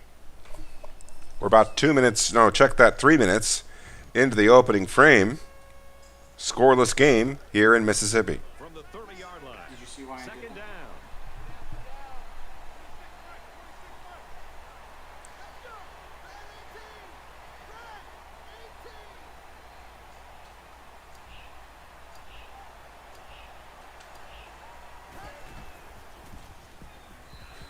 Lewis starting to heat up. Hits Brown out of the backfield for a gain of 5. Once again, we've got a 3rd and short as Navy moves to the no-huddle attack.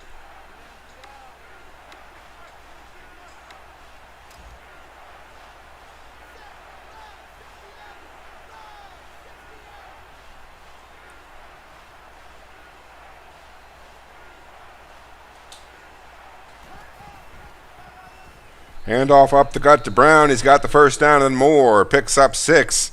Well inside the 20-yard line. Navy now at the 19. Entering, as a few coaches like to call it, the green zone, where players get paid for scoring. From the 19-yard line. First down.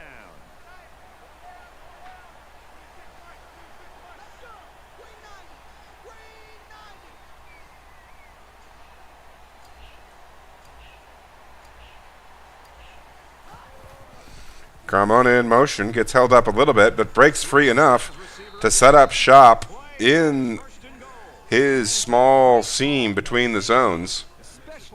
Able to make the catch, spin around, has time to get the first down and a couple more. A 12-yard gain to Carmona.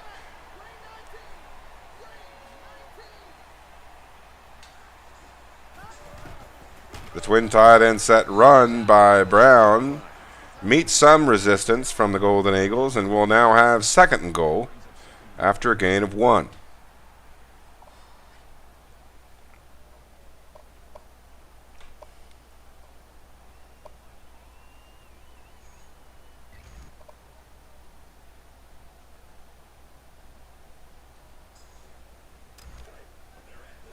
They're at the 6. It's 2nd down.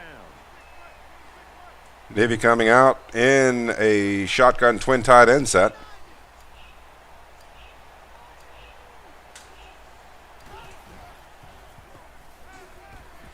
Hits Lee, and he gets him a few yards closer. It's a 4-yard catch. We're now going to have 3rd and goal from about the 2.5-yard line.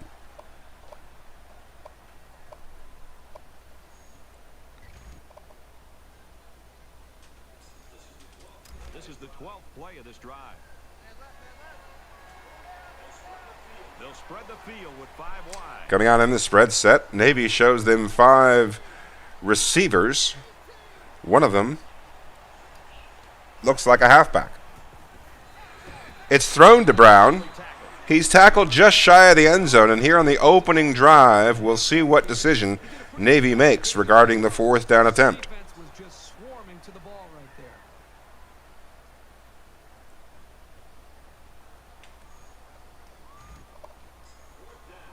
Fourth down. They'll line up for the field goal, and this is nothing more than a chip shot. Navy could take the lead with this field goal. Navy sends the kicking unit out on the field. They'll take the first points of the game. The kick is up and good. And Navy strikes first. It's a 3-0 lead. Many coaches know that if you do go for 4th down on the goal line that early and you don't make it, you can very quickly get yourself in trouble. Navy electing to take the safe route. The first points are the hardest to get, and they put them on the board. We do, of course, play on J-Rod's black Heisman sliders. It is just about the toughest set of sliders you can get. So there are no gimmies in this league.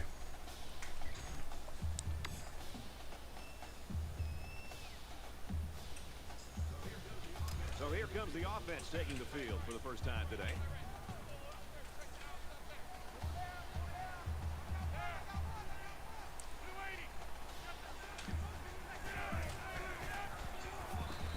Heavy pressure, and it's a sack on the first offensive play of the game.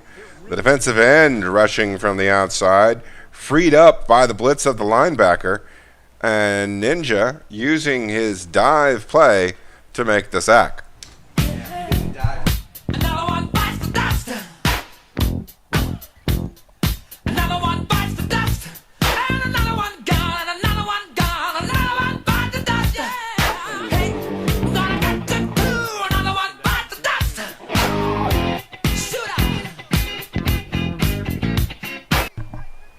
Southern Miss responds with the spread set. They send a man in motion.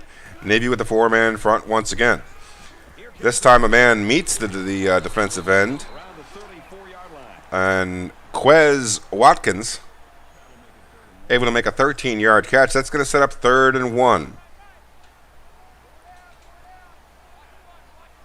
No huddle by the Golden Eagles. Man in motion once again. Good blocking. Fortunately, the first defender able to make the tackle. T-Rod Daniels does pick up 14 on the play.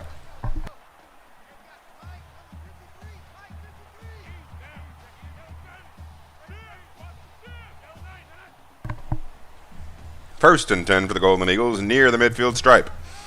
Another man in motion, another run up the gut, and T-Rod Daniels picks up 2 this time. Navy was ready for it.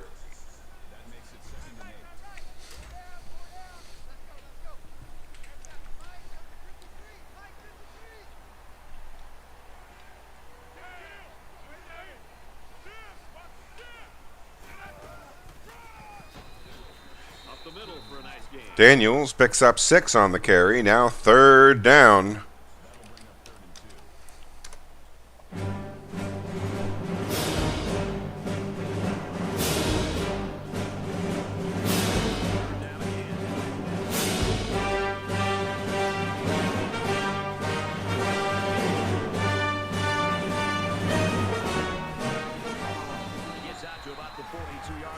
And Kilcrease able to fall forward and just barely gets the first down. He gets 6 feet, and it was just enough. No huddle again. Kilcrease on the carry again. Breaks 1 tackle, but not the second. Picks up 6. Now going to be 2nd and 4 as we end the first frame of this contest. 3-0 midshipmen.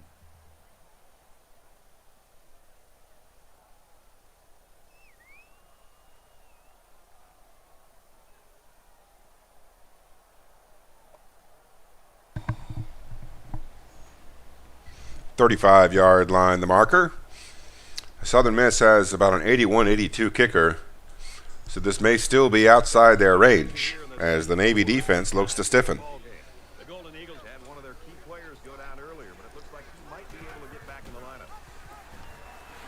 Gilcrease on the carry, breaks the tackle, and he's into the end zone, standing up. A 35-yard touchdown run by Colin Gilcrease. And it's 6-3, awaiting the extra point on the first play of the second quarter. Still here in the early going. Navy will have their second possession and an opportunity to respond. With the extra point. An 8-play, 74-yard drive, and it results in a touchdown. Boy, this offense right now is just being physical, really controlling the line of scrimmage, and it's opening up some nice big lanes for the running back. Looks like they're ready for the kick. He's to the 10. Lester taken down inside the 20. It's a 19-yard gain. Looks to be about outside the 15, maybe the 16 is what they'll call it. We'll check that. We'll make it the 15 and a half. Left hash the marker, and Navy coming out in the spread set. Try to press too much, and that can cause mistakes. Empty backfield, quarterback in the gun. 5 wide receivers. Lewis back to pass, and he's going to go down for the sack. It'll be a loss of 8. It's now going to be 2nd and 18 at about the Navy, we'll call it the 12, maybe the 11. No, check that, the 7. Hole here after that sack. It's 2nd and long.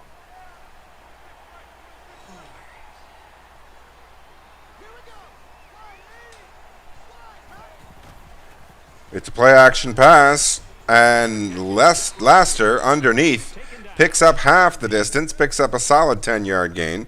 Now going to be 3rd and 8 facing the midshipman.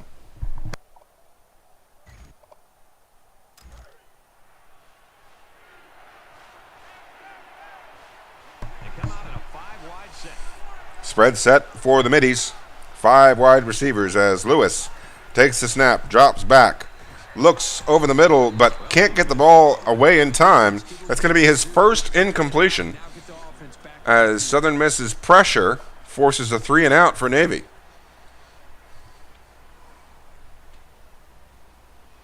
Early going here of the second quarter.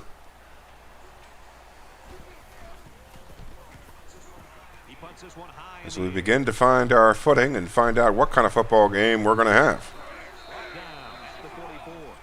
Tez Parks, a 7-yard return, going to set up shop for the Golden Eagles at their 44-yard line.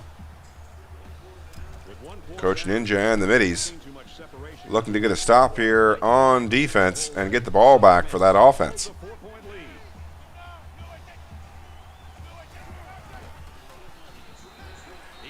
Forcing a throwaway by Quadra Griggs. Now going to be 2nd and 10.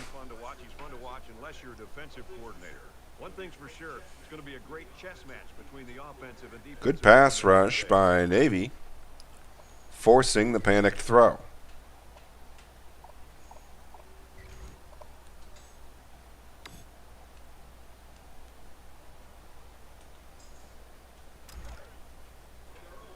From their own 44-yard line, 2nd down.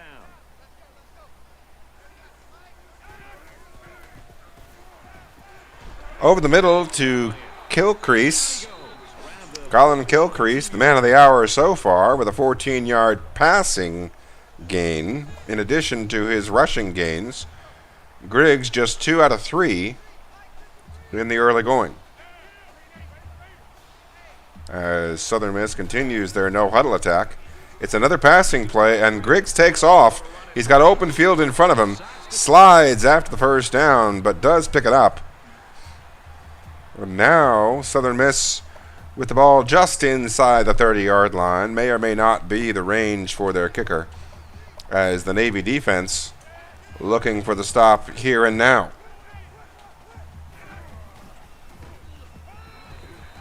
Quick pass, but it's dropped. Several defenders there for the midshipmen jar the ball loose.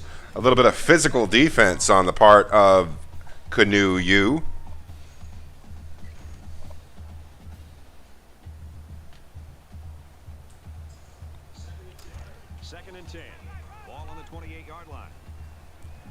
Second and long now for the Golden Eagles.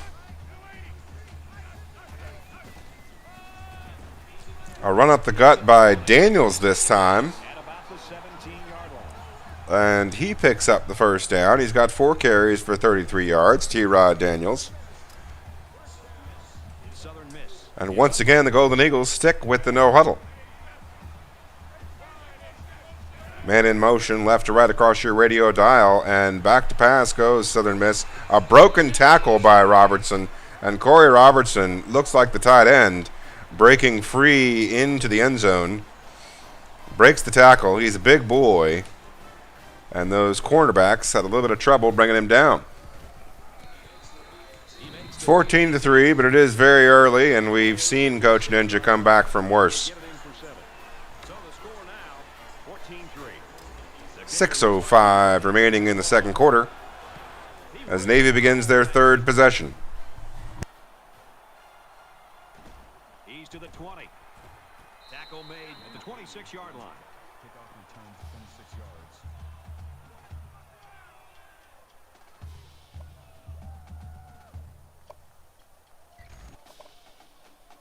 They couldn't get anything going on that last drive. Navy breaks the huddle, setting up shop in decent field position at their own 26-27. Coming out in the shotgun, wide trips. Brown out of the backfield. Good start to the series of downs. Picks up 9 yards, 2 feet, and 6 inches.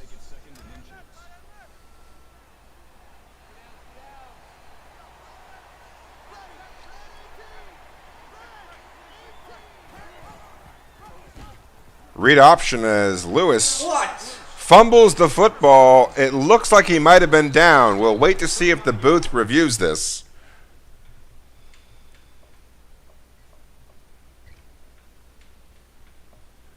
Coach is going to challenge it right off the bat. Let's take a good long look at this play. So the question on this one is whether or not the ball carrier's knee hit the ground. We'd love to get a shot from the other side. And it looks like there's the knee at about the same time. That should be a reversal. It is reversed. So the booth and the referee agree. The runner's knee was down. So it won't cost Navy a timeout. They've used their first half challenge, but as you know, if you play this game with any regularity, challenges don't come up more than once per half, except in rare occasions. Good usage of the coach's challenge by Coach Ninja. Threw the red flag on the field immediately.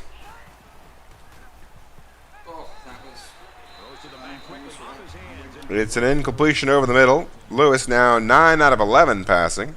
Still off to a pretty good start. Ball at the 41-yard line, 2nd and 10.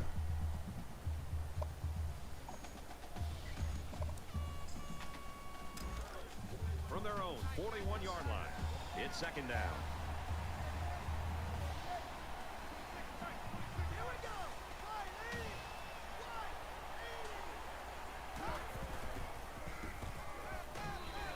Out to the right side goes Laster.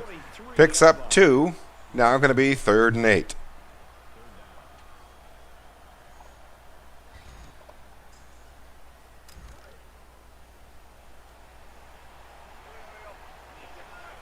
They come out in an empty backfield.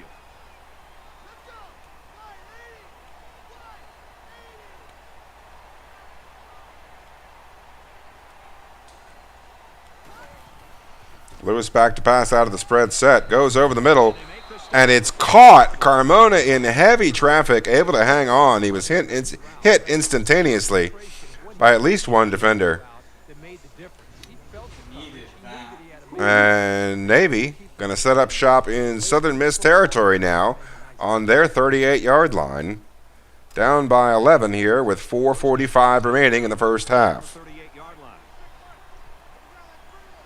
Midshipman coming out in the academy traditional flex bone offense. A little bit of machinations at the line of scrimmage by Lewis.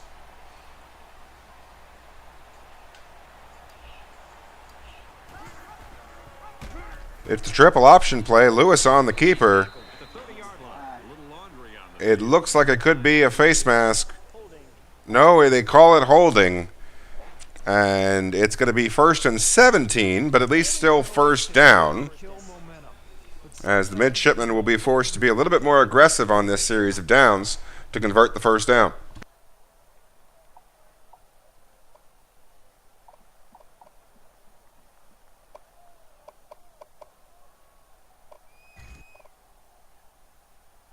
So it's first down and an eternity. 4:15 and running is the clock. It's an 11-point ball game here in the first half.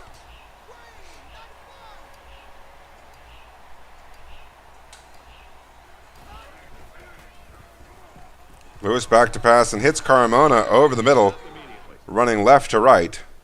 He picks up 6. 2 more of those, and they'll have a first down.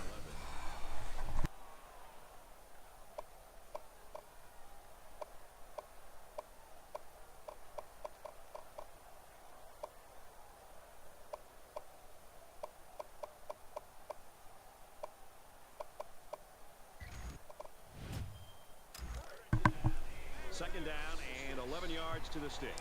Navy coming out in the spread offense. The quarterback in the gun. Southern Miss responding with a dime set. Receivers in the formation.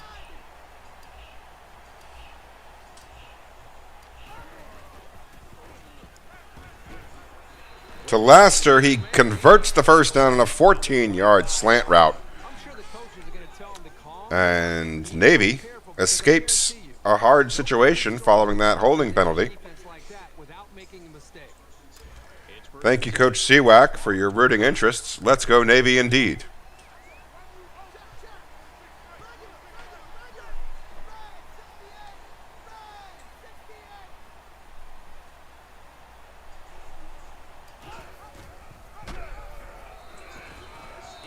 Rumbling, bumbling, stumbling, Lewis picks up an extra 3 or 4 yards after contact as he manages to keep his feet and move forward. 2nd and 2 now. Once again in the green zone at the 17-yard line.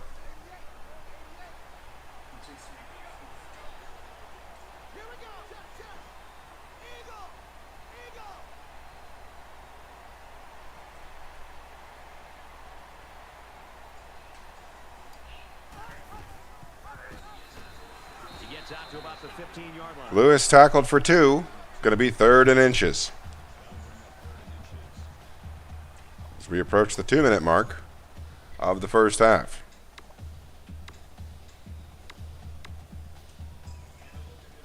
And they'll look to convert here on another 3rd down.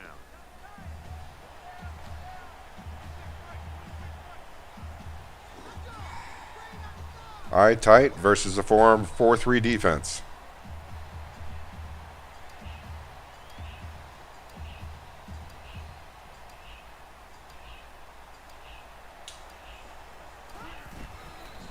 It's converted by Gargiulo.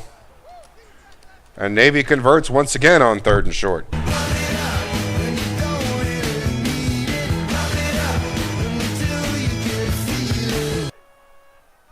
From the 13-yard line.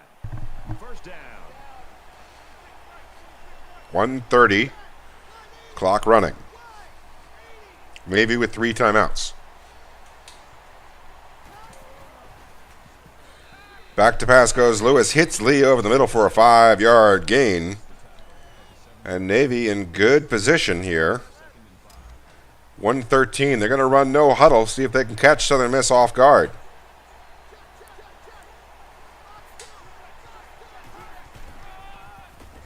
It's the read option. Brown tackled just shy. Another 3rd and 1 for the midshipmen. That's got to be the 3rd or 4th 3rd and 1 this ball game, and we're just in the first half. They're trying to stop the run here with a goal line defense. Brought down at about the 3-yard line. They're going to call Brown just shy. It's going to be 4th and inches, and Navy here with a tough decision.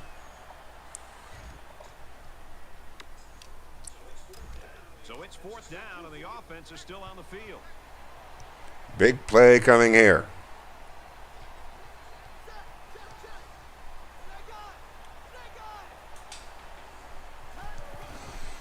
QB sneak gets the first down. It's a fresh set of downs for Navy. The clock is running, but that's no concern of the midshipmen, as they now have 1st and goal. Touchdown to Brown.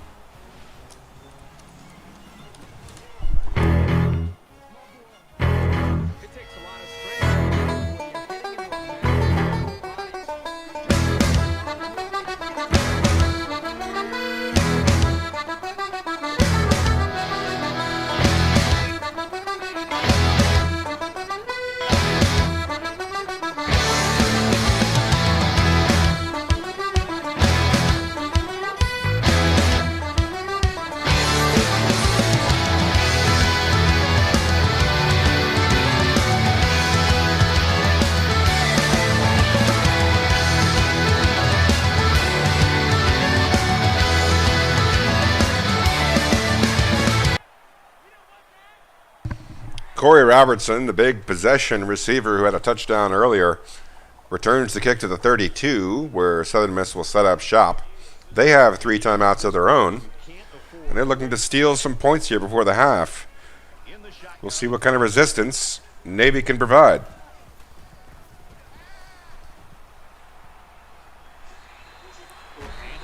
Caught and out of bounds goes Jay Sean Washington.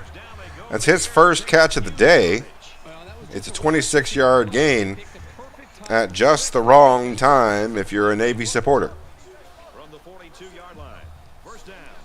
Southern Miss is up 4. Under heavy pressure. Griggs trying to scramble, but Navy's ready for it. They've set up their defense to prevent that, and it is quite effective. They had 2 defenders in the vicinity to team tackle Griggs and force Southern Miss to use their first timeout. This quarterback and his offensive linemen have after that. It's second down and 11 to go. Ball on the 44-yard line.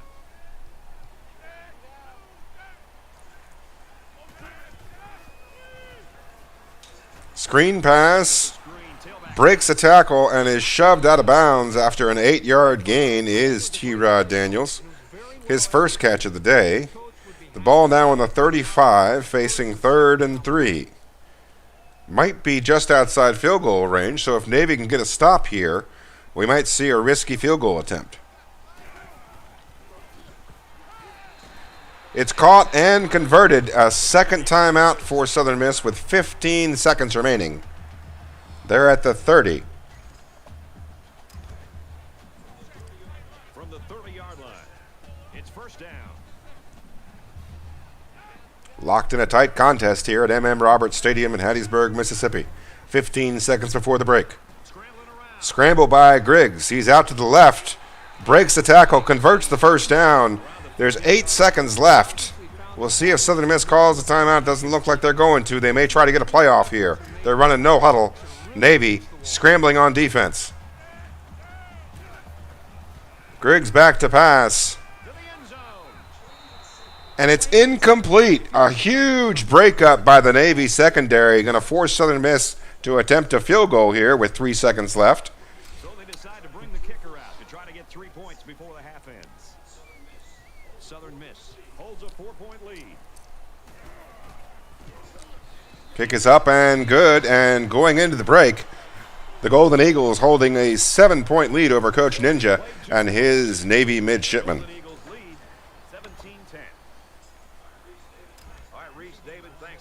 Southern Miss will receive the starting possession of the second half. Well into the end zone, into the paint. And Southern Miss will take a knee on the letters.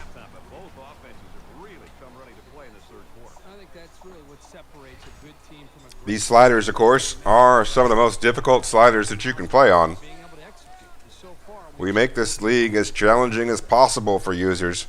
It is indeed difficult to get a road conference win. He makes it out maybe to the 26-yard line. We're in our 13th season here at League 1. Coach Ninja, well over 100 victories. One of the most successful coaches in League 1 history. Facing an obstacle here, though, today in the Golden Eagles, as Kez Watkins picks up 12. It's a first down for the Golden Eagles. Just a few plays into the third quarter.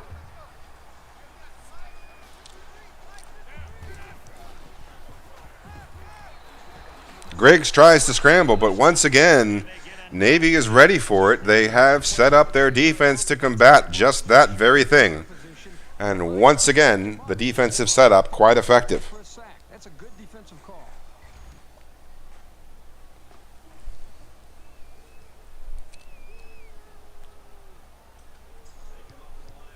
They come up to the line here. It's second down and 14 after the sack.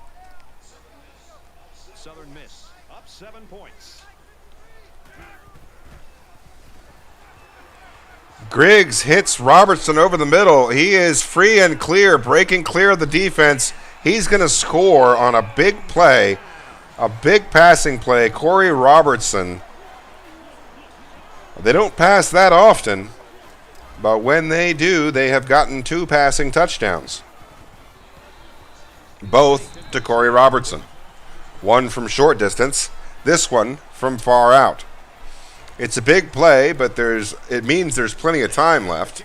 Days, in fact, in this football game. Navy down by just 2 scores. This one's going to be down in the end zone for a touchback.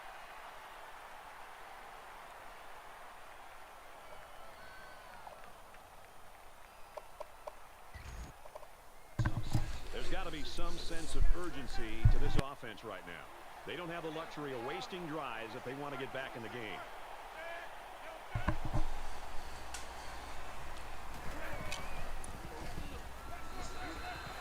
Slings it out and it gets tipped. Tipped pass. Hunter Levine with his first deflection of the day on first down. Now going to be 2nd and 10 at about the 25-yard line.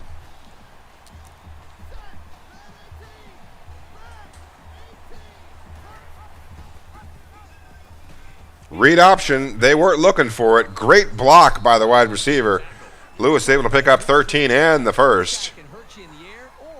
He's averaging 4.8 yards a carry today.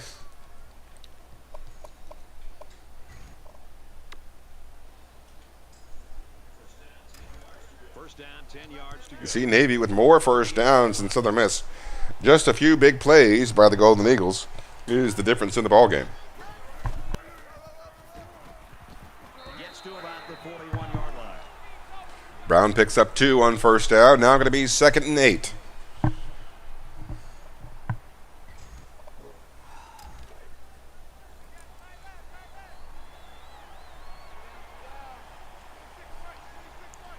Navy lining up in that shotgun single back.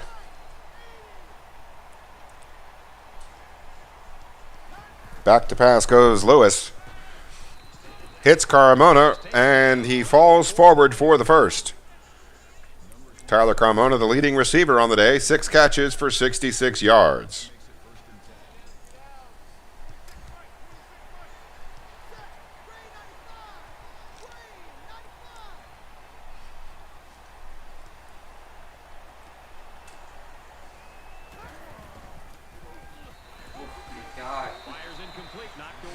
Well off target for the first time of the day. Lewis is 15 out of 19 so far.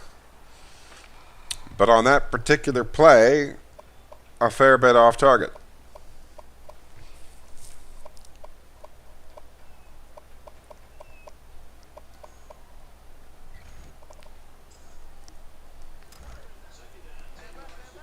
Navy just in front of the midfield stripe.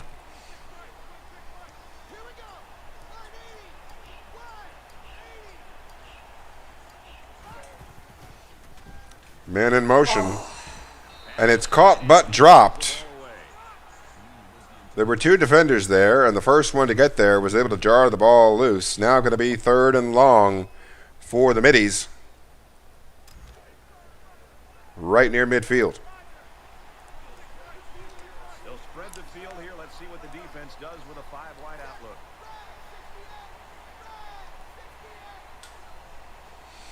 Back to pass goes Lewis. And it's caught and hung on by Carmona. 7 catches for 80 yards on the day for Tyler Carmona. He has responded to the call in most instances. 1st and 10. Ball on the 37.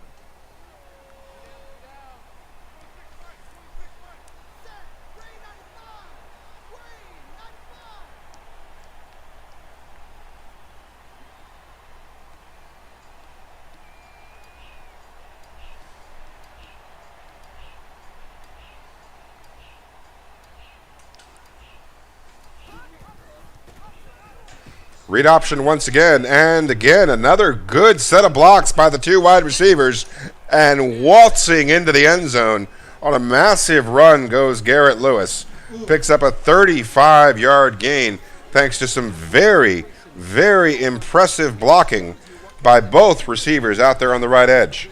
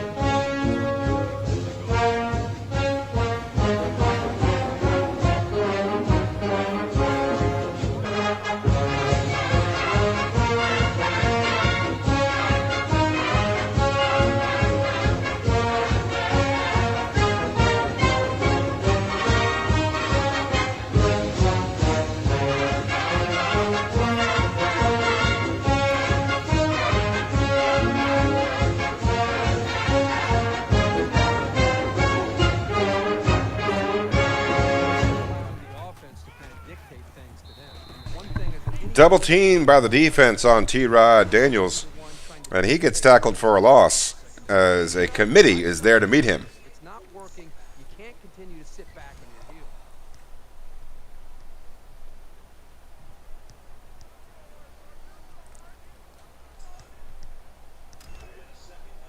We've got a 2nd and 11. Ball on their own 24. Southern Miss is up a score. Pass to the outside, Steps out of bounds. and Chase Whitehead makes an appearance in the score sheet, picking up a 10-yard gain. Going to be 3rd and just 1.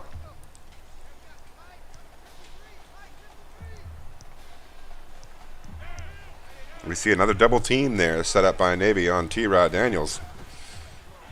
It's a play fake to Daniels. Whitehead makes a catch, picks up a few yards after the catch, and it's going to be a 19-yard gain. It's going to be 1st down. That's just Griggs' 13th pass attempt of the day.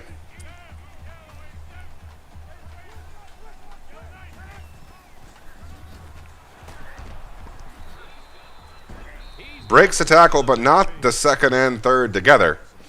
And the double team does its job, holds Daniels to a loss of 2.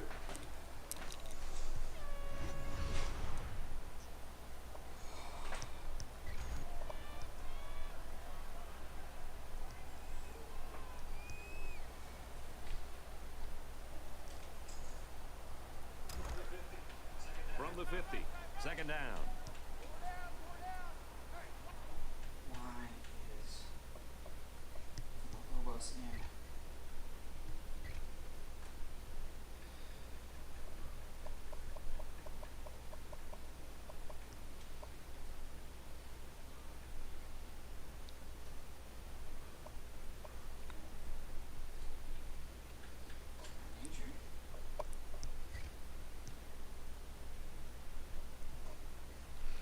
Looks like a little bit of fatigue on the part of the defensive line for Navy has caused a substitute to make an appearance. No, because it's wrong. That's why, because it was wrong. An error in the formation subs leaves Villalobos on the field and Polu out.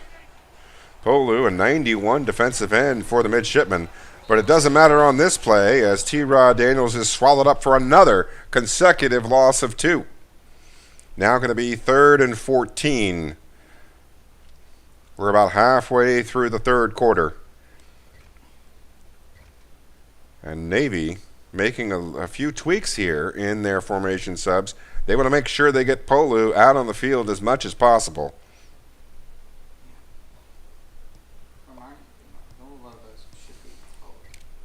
Why isn't it doing it?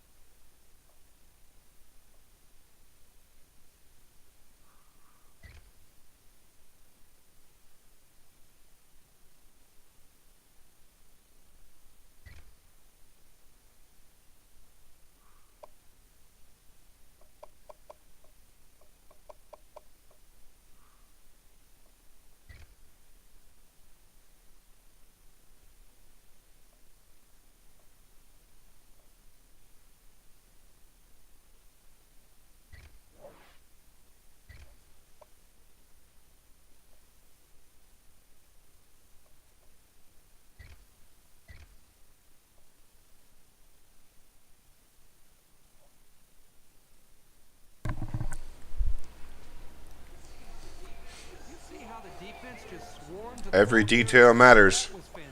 Coach making a few tweaks there in the formation subs. Wants to make sure he's got his absolute best package on the field for what he's facing. They'll line it up again on 3rd down. Southern Miss is up 7.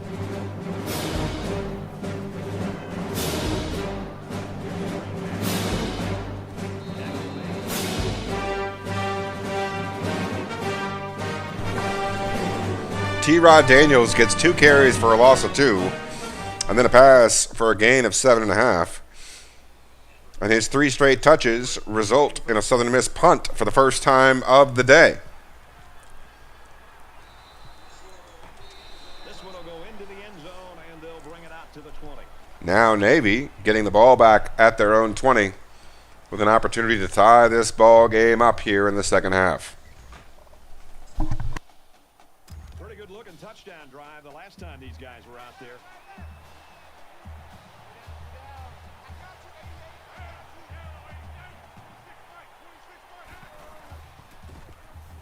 Got a man, watch out here. Brown out of the backfield makes the catch and gets a few more. Going to be a gain of 12. He's got 4 catches for 28 yards.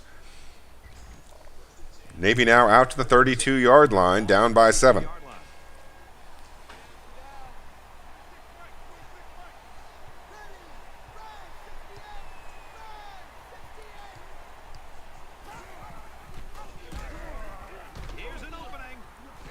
Another good series of blocks springs Lewis for another big gain to the right side. He's up to 10 carries for 94 yards and a touch. As we see a couple of Golden Eagles get pancaked on the play.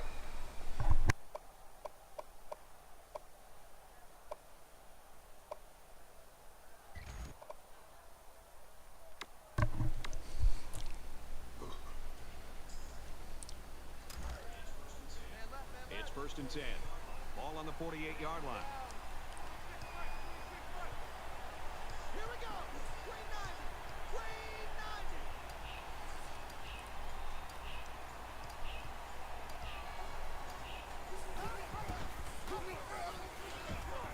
Shotgun normal halfback weak. A good spin by Lewis. Breaks him for a few more. He's able to pick up 15. That's going to take him beyond the century mark as he fakes out the defender, picking up an extra 5 yards.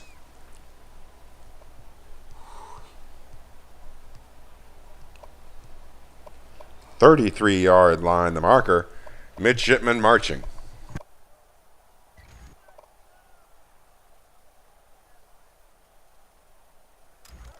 First down, 10 to go. Ball on the 33.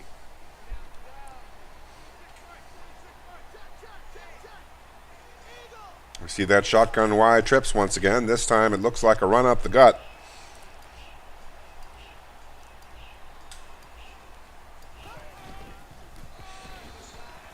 And Southern Miss ready for it this time. They're going to hold Brown to no gain.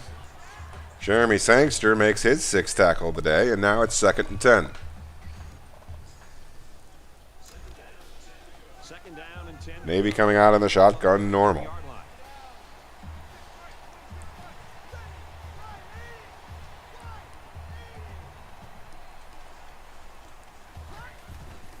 Lewis back to pass. Hits Brown. He makes the catch and hangs on after the hit. Now going to be 3rd and 4. That'll bring up 3rd and 4.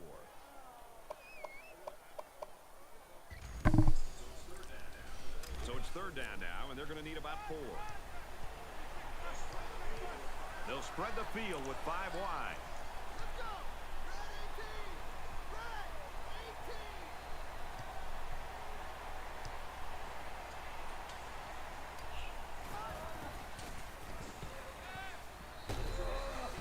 Pulls it in and gets out of bounds. Just past the marker, Craig Scott makes his first catch of the day.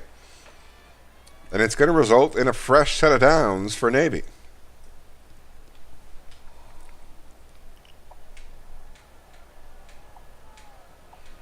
As we near the end of the 3rd quarter, Navy trailing by 7. We've got a 1st and 10. Ball on the 23.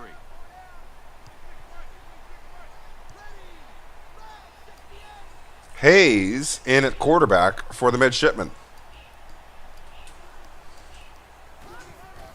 Handoff up the gut to Brown. He picks up 6. Sorry, check that. He picks up 4.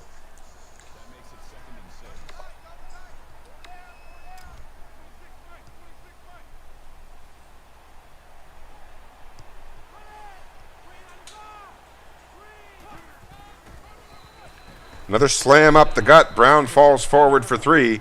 And as we approach the fourth quarter, it'll be a third down for the Middies.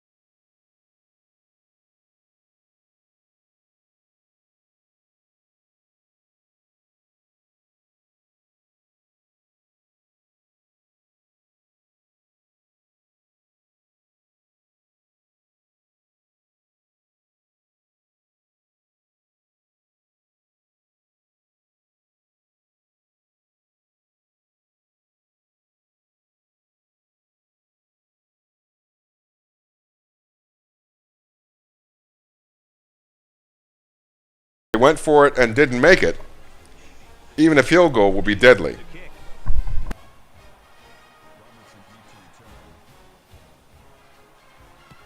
Excellent kick. This one's going to be down in the end zone for a touchback. 24-20, Golden Eagles lead here in the early going of the fourth quarter.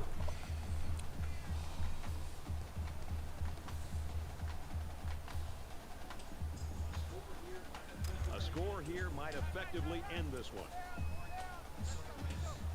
Southern Miss is up by 4.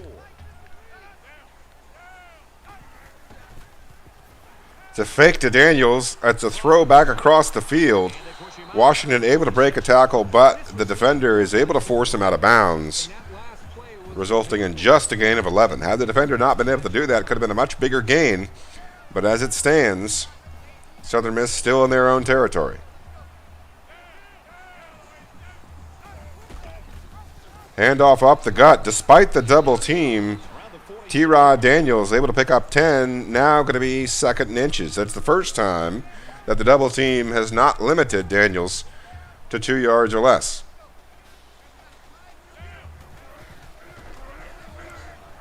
It's a quick out to Robertson, the star receiver of the day. He picks up 12. He's got 3 catches for 94 yards and 2 touchdowns.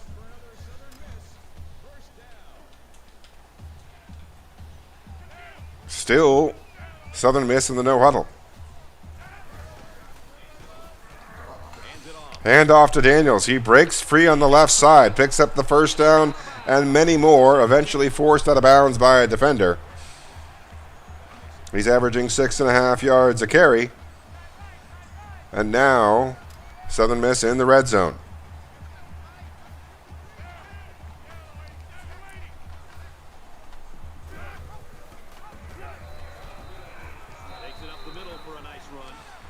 T-Rod Daniels picks up 5.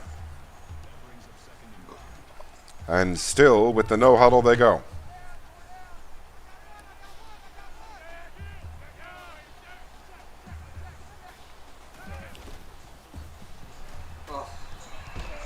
And Daniels waltzes into the end zone, puts Southern Miss up by 10, awaiting the extra point, but there are 6.5 minutes remaining.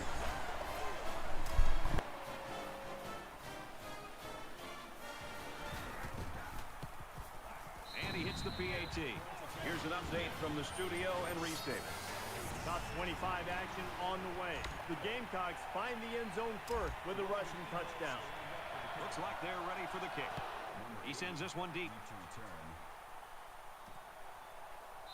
And it goes into the end zone, down for a touchback. 31-20 to score. Southern Miss leads by 11 here in Hattiesburg, Mississippi. So an empty backfield with 5 wide receivers.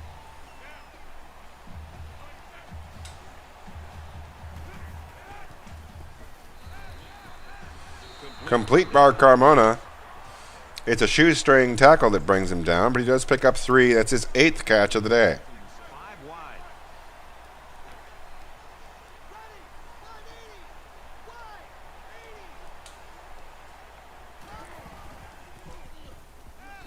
Now Navy going with the no huddle. They pick up the first down on the underneath throw to Craig Scott. Midshipmen operating out the no huddle in an effort to save time themselves.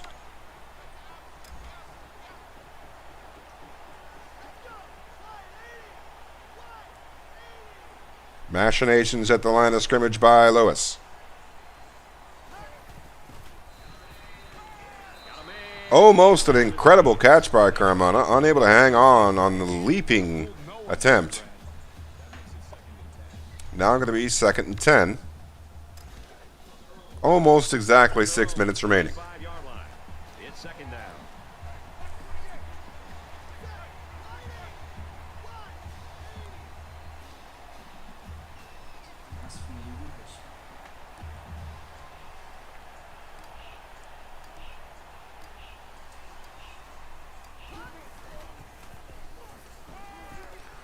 Back to pass goes Lewis, and he finds an open Amir Lee for the 17-yard gain. The tight end able to make the catch and a few more. Lewis now 22 out of 28. He's had a productive day so far. 10. Ball on the 47. And they've got all their DBs in there to match up against the 5-wide set.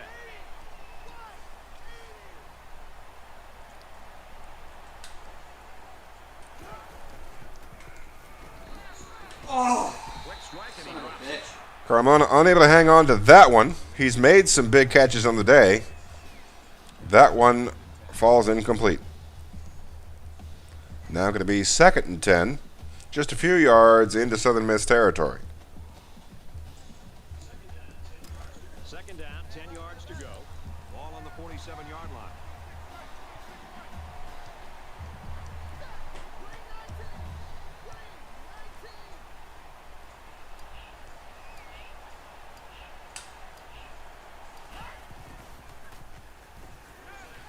Lewis hits Brown out of the backfield. He picks up a block that gets him another 2 or 3 yards.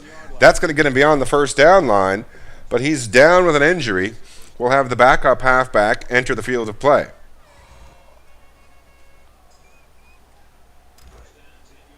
First down, 10 yards to go. Ball on the 37. They come out in a 5:20 remaining in the ball game.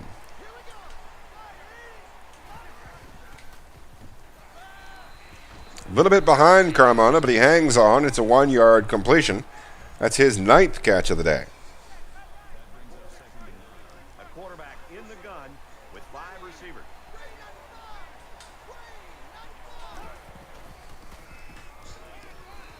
Slings it. Scott on the underneath route picks up the first down and a few more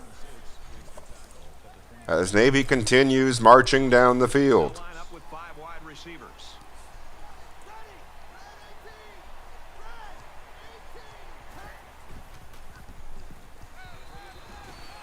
Back-to-back catches by Scott, gaining a total of 23 yards, this time just inches shy of the first down, but setting up Navy inside the green zone.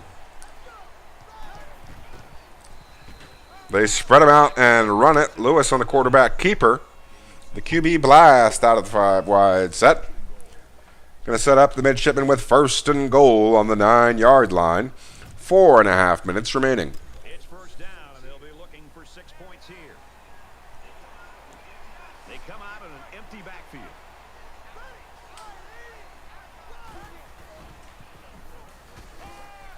Quick throw, touchdown. Hits Frade, Zach Frade, the backup 2nd-string tight end, making an appearance as Carmona was tired, and he scores a key touchdown as Navy draws closer.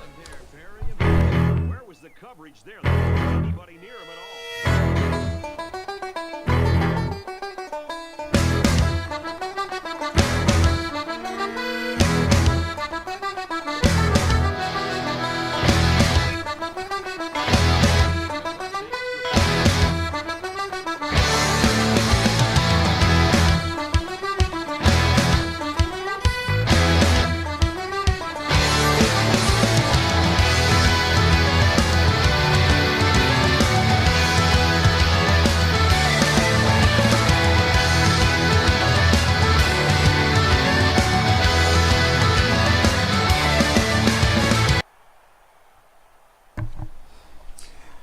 Big long-term injury there to the starting halfback for Navy. Brown going to be out for at least 4 weeks with a torn pectoral.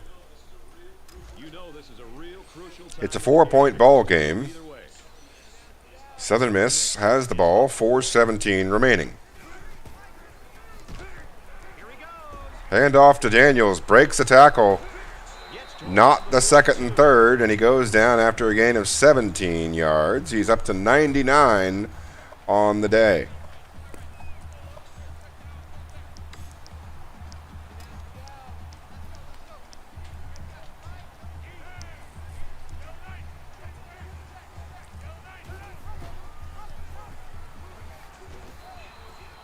Daniels to the left, tackled for a loss of 1. A committee escorting him short of the line of scrimmage.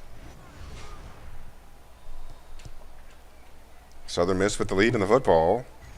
Coach Ninja and his Navy midshipmen hoping to get the ball back for a chance to win the football game. It's second down and 11 to go. Ball on their own 41.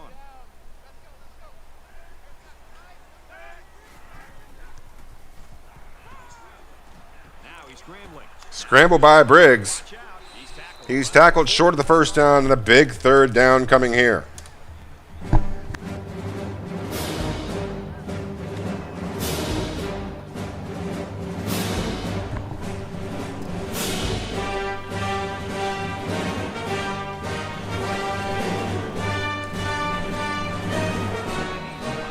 Tackled short. Tackled short. T-Rod Daniels hung up on 99 yards, and that's an important factor because it means he was unable to convert the first down as well, and Navy is going to get the football back. Less than 3 minutes to go with an opportunity to take the lead for the first time since it was 3-0.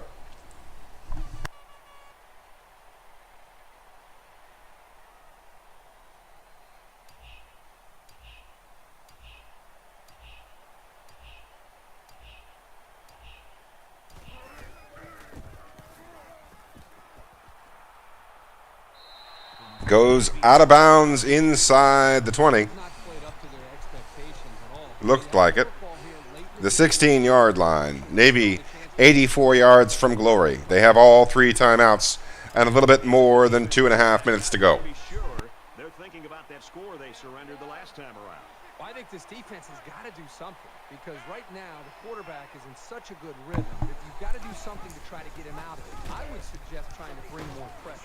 Good blocks. Lewis off to the races. Could be a one-play drive. Excellent blocking by Navy. And it's all the way into the end zone. An 84-yard run by Garrett Lewis. Excellent blocking. That's the second time today that play has opened up wide open on the backs of fantastic blocking by the receivers, the tight end, and the backs of the midshipmen. Oh, but now they have.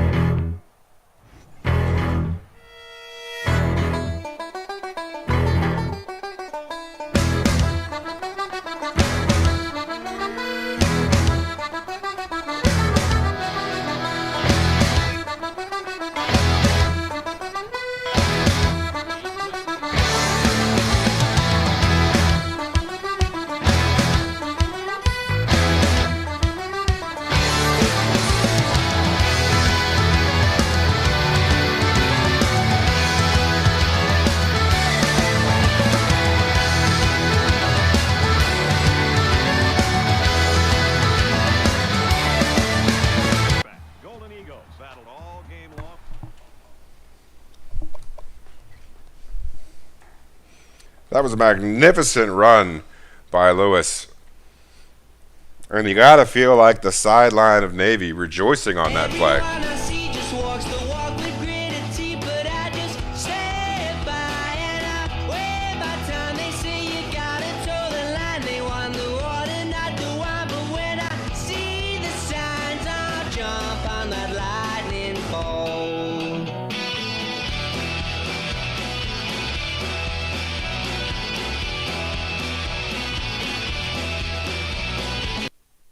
Lightning bolt of a run lightning bolt of a strike.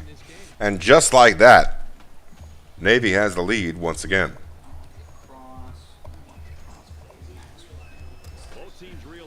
Trying to cross every T and dot every I, leading by just 3 on the road. Draw play to Daniels. He picks up the first down and a few more. It's the 2-minute drill by Southern Miss. They caught Navy a little bit off guard, as they would catch anybody off guard, with a running play. Trailing this late in the ball game. A second running play gets them 8 yards. Now going to be 2nd and 2. Still no timeouts for Southern Miss.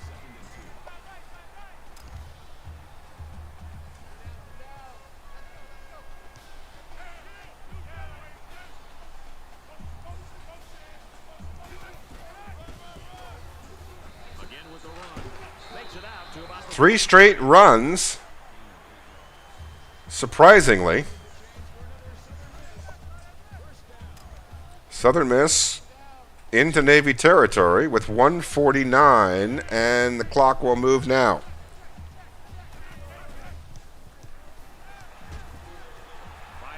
Complete to Adams. He gets the first down. Still no sign of a timeout call by the Golden Eagles. They've got all 3. There's 1:40 remaining.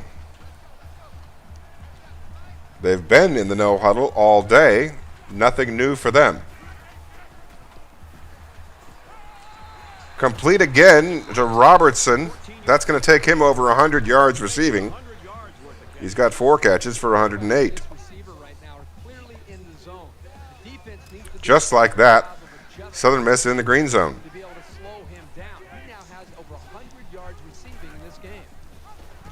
Handoff up the gut to Daniels. He's tackled after a 7-yard gain. The clock now moving. 1:13 when we break the huddle. Second down, and they're going to need about 3 yards to pick up the first down. Just over a minute in the 4th quarter. Navy defense trying to hold. Man in motion forms a 2-back set, but it's a wide receiver, and Chase Whitehead goes down after a 2-yard gain. Now a fairly large 3rd and 1 from the 6.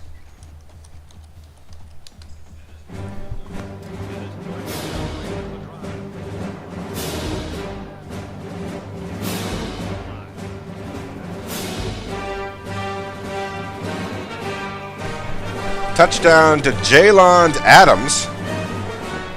I believe that's his first catch of the day. And it puts Southern Miss back ahead, this time by 4, with less than a minute remaining. But Navy does still retain all 3 of their timeouts. Coach Ninja is going to look to take this ball down the field one more time. Last drive, it was a 1-play, 84-yard run.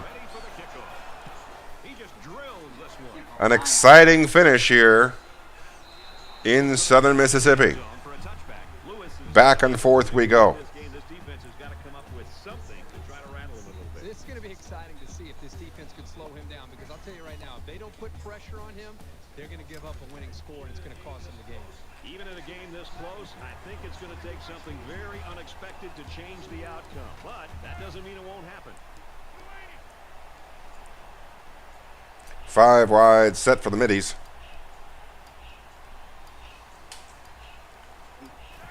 Looking to catch them off guard. They call the quarterback run up the middle. 50 seconds remaining. Clock moving. There are 5 wide receivers split out. The quarterback in the gun. Complete over the middle to Carmona. He's across the midfield stripe. It's a 23-yard gain with 35 seconds remaining. That puts Carmona over 100 yards. Garrett Lewis, 28 out of 35 on the day. He's been good. Carmona's been good.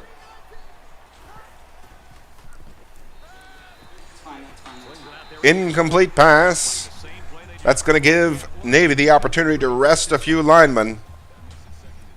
Their left tackle in the orange, their right guard in the yellow. But the incompletion stops the clock.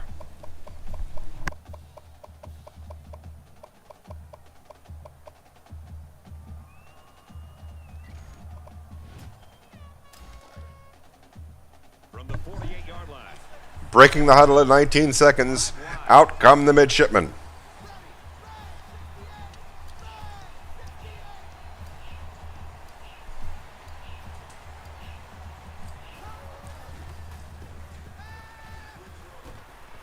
Caught by Scott. The defender was right there, but Scott has been heated up with a few of those underneath throws. That's his 5th catch of the day. It's a first down. There's 24 seconds remaining as Navy scrambles to the line of scrimmage.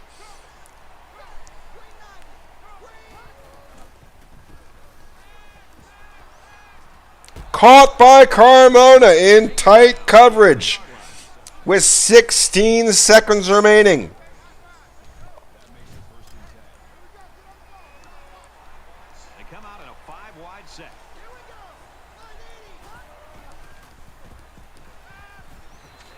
Scott on the catch, a timeout with 9 seconds. Navy inside the 5-yard line at the 3. They've got 2 timeouts. They've got 9 seconds. They need a touchdown. In the shotgun and 5 wideouts.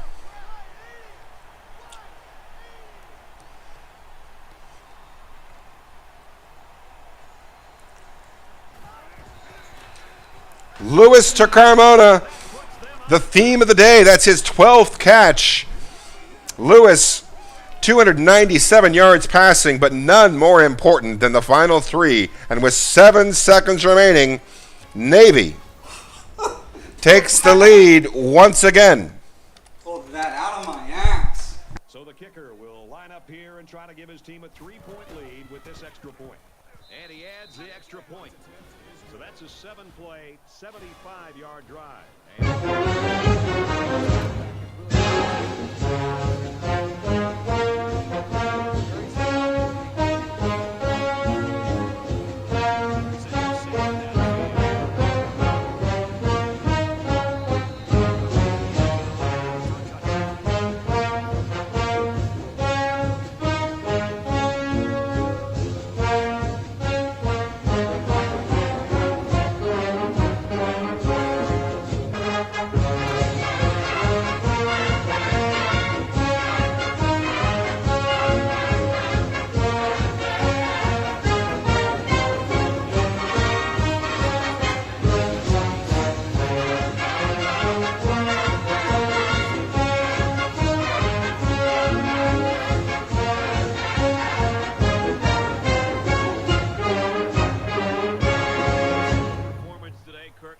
Fun for you and I to be part of it, really. Yeah, really just a campus legend, a guy that went out there and showed why he's one of the most dominant Leon, in the country. you got the green light. Disappoint anybody, including his teammates today.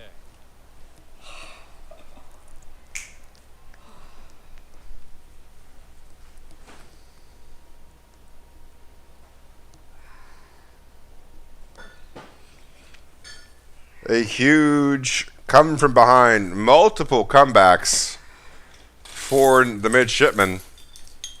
The game went back and forth again in the 4th quarter. And Navy was able to come away with the win thanks to a touchdown pass with 7 seconds remaining. A sub-minute drive on the final possession for the midshipmen. They went down the field in less than a minute, in about 45 seconds. A no-huddle offense with at least 2 or 3 completions that were razor thin. Heavy coverage on some of those passing plays. Could have been picked off, but instead Navy makes some key catches. 25 first downs.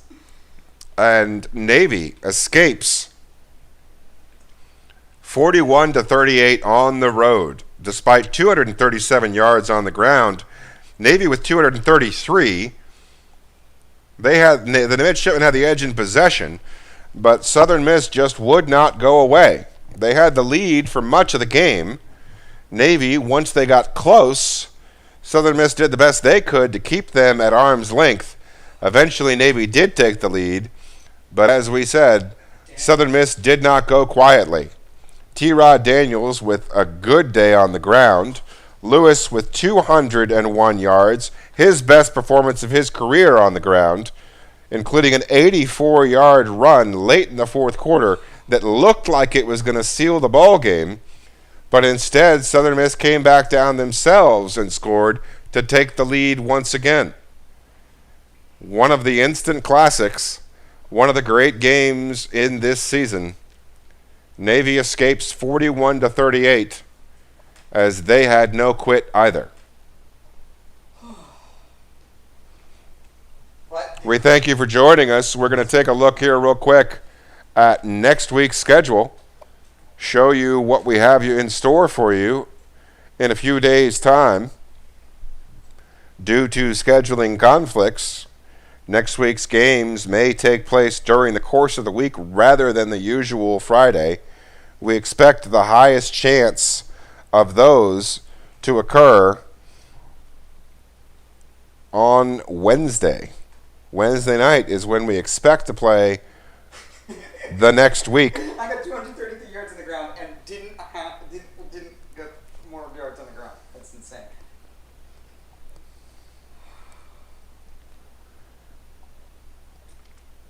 That was the before-game injury report. We'll take a look here at next week's schedule. Like I say, we expect those games to take place on Wednesday. We'll give you a little bit of insight here as to what that entails.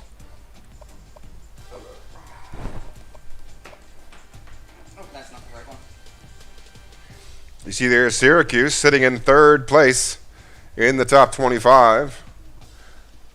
We're hoping that we'll move up a spot or two. That's my team, Coach Spectre. We'd love to crack the top 2, obviously.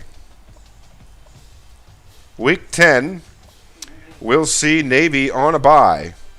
It will see number 14 Clemson visiting the Carrier Dome as your undefeated Syracuse Orangemen look to continue their run for potential glory. Navy on a bye. It'll be a one-game affair on Wednesday night.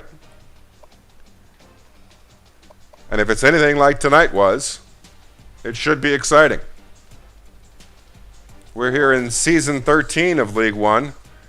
We've got an illustrious history. We've got a good stable of coaches. Coach Ninja at Navy, Coach Spectre at Syracuse, and we provide each other's play-by-play.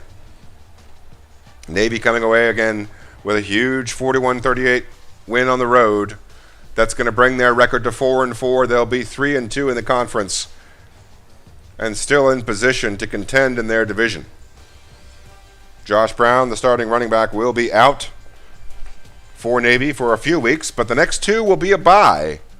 So a benefit there for Brown's injury, we hope. Once again, we thank you for joining us. We hope you enjoyed it. We hope you join us next week. Have a great week. Kick its ass.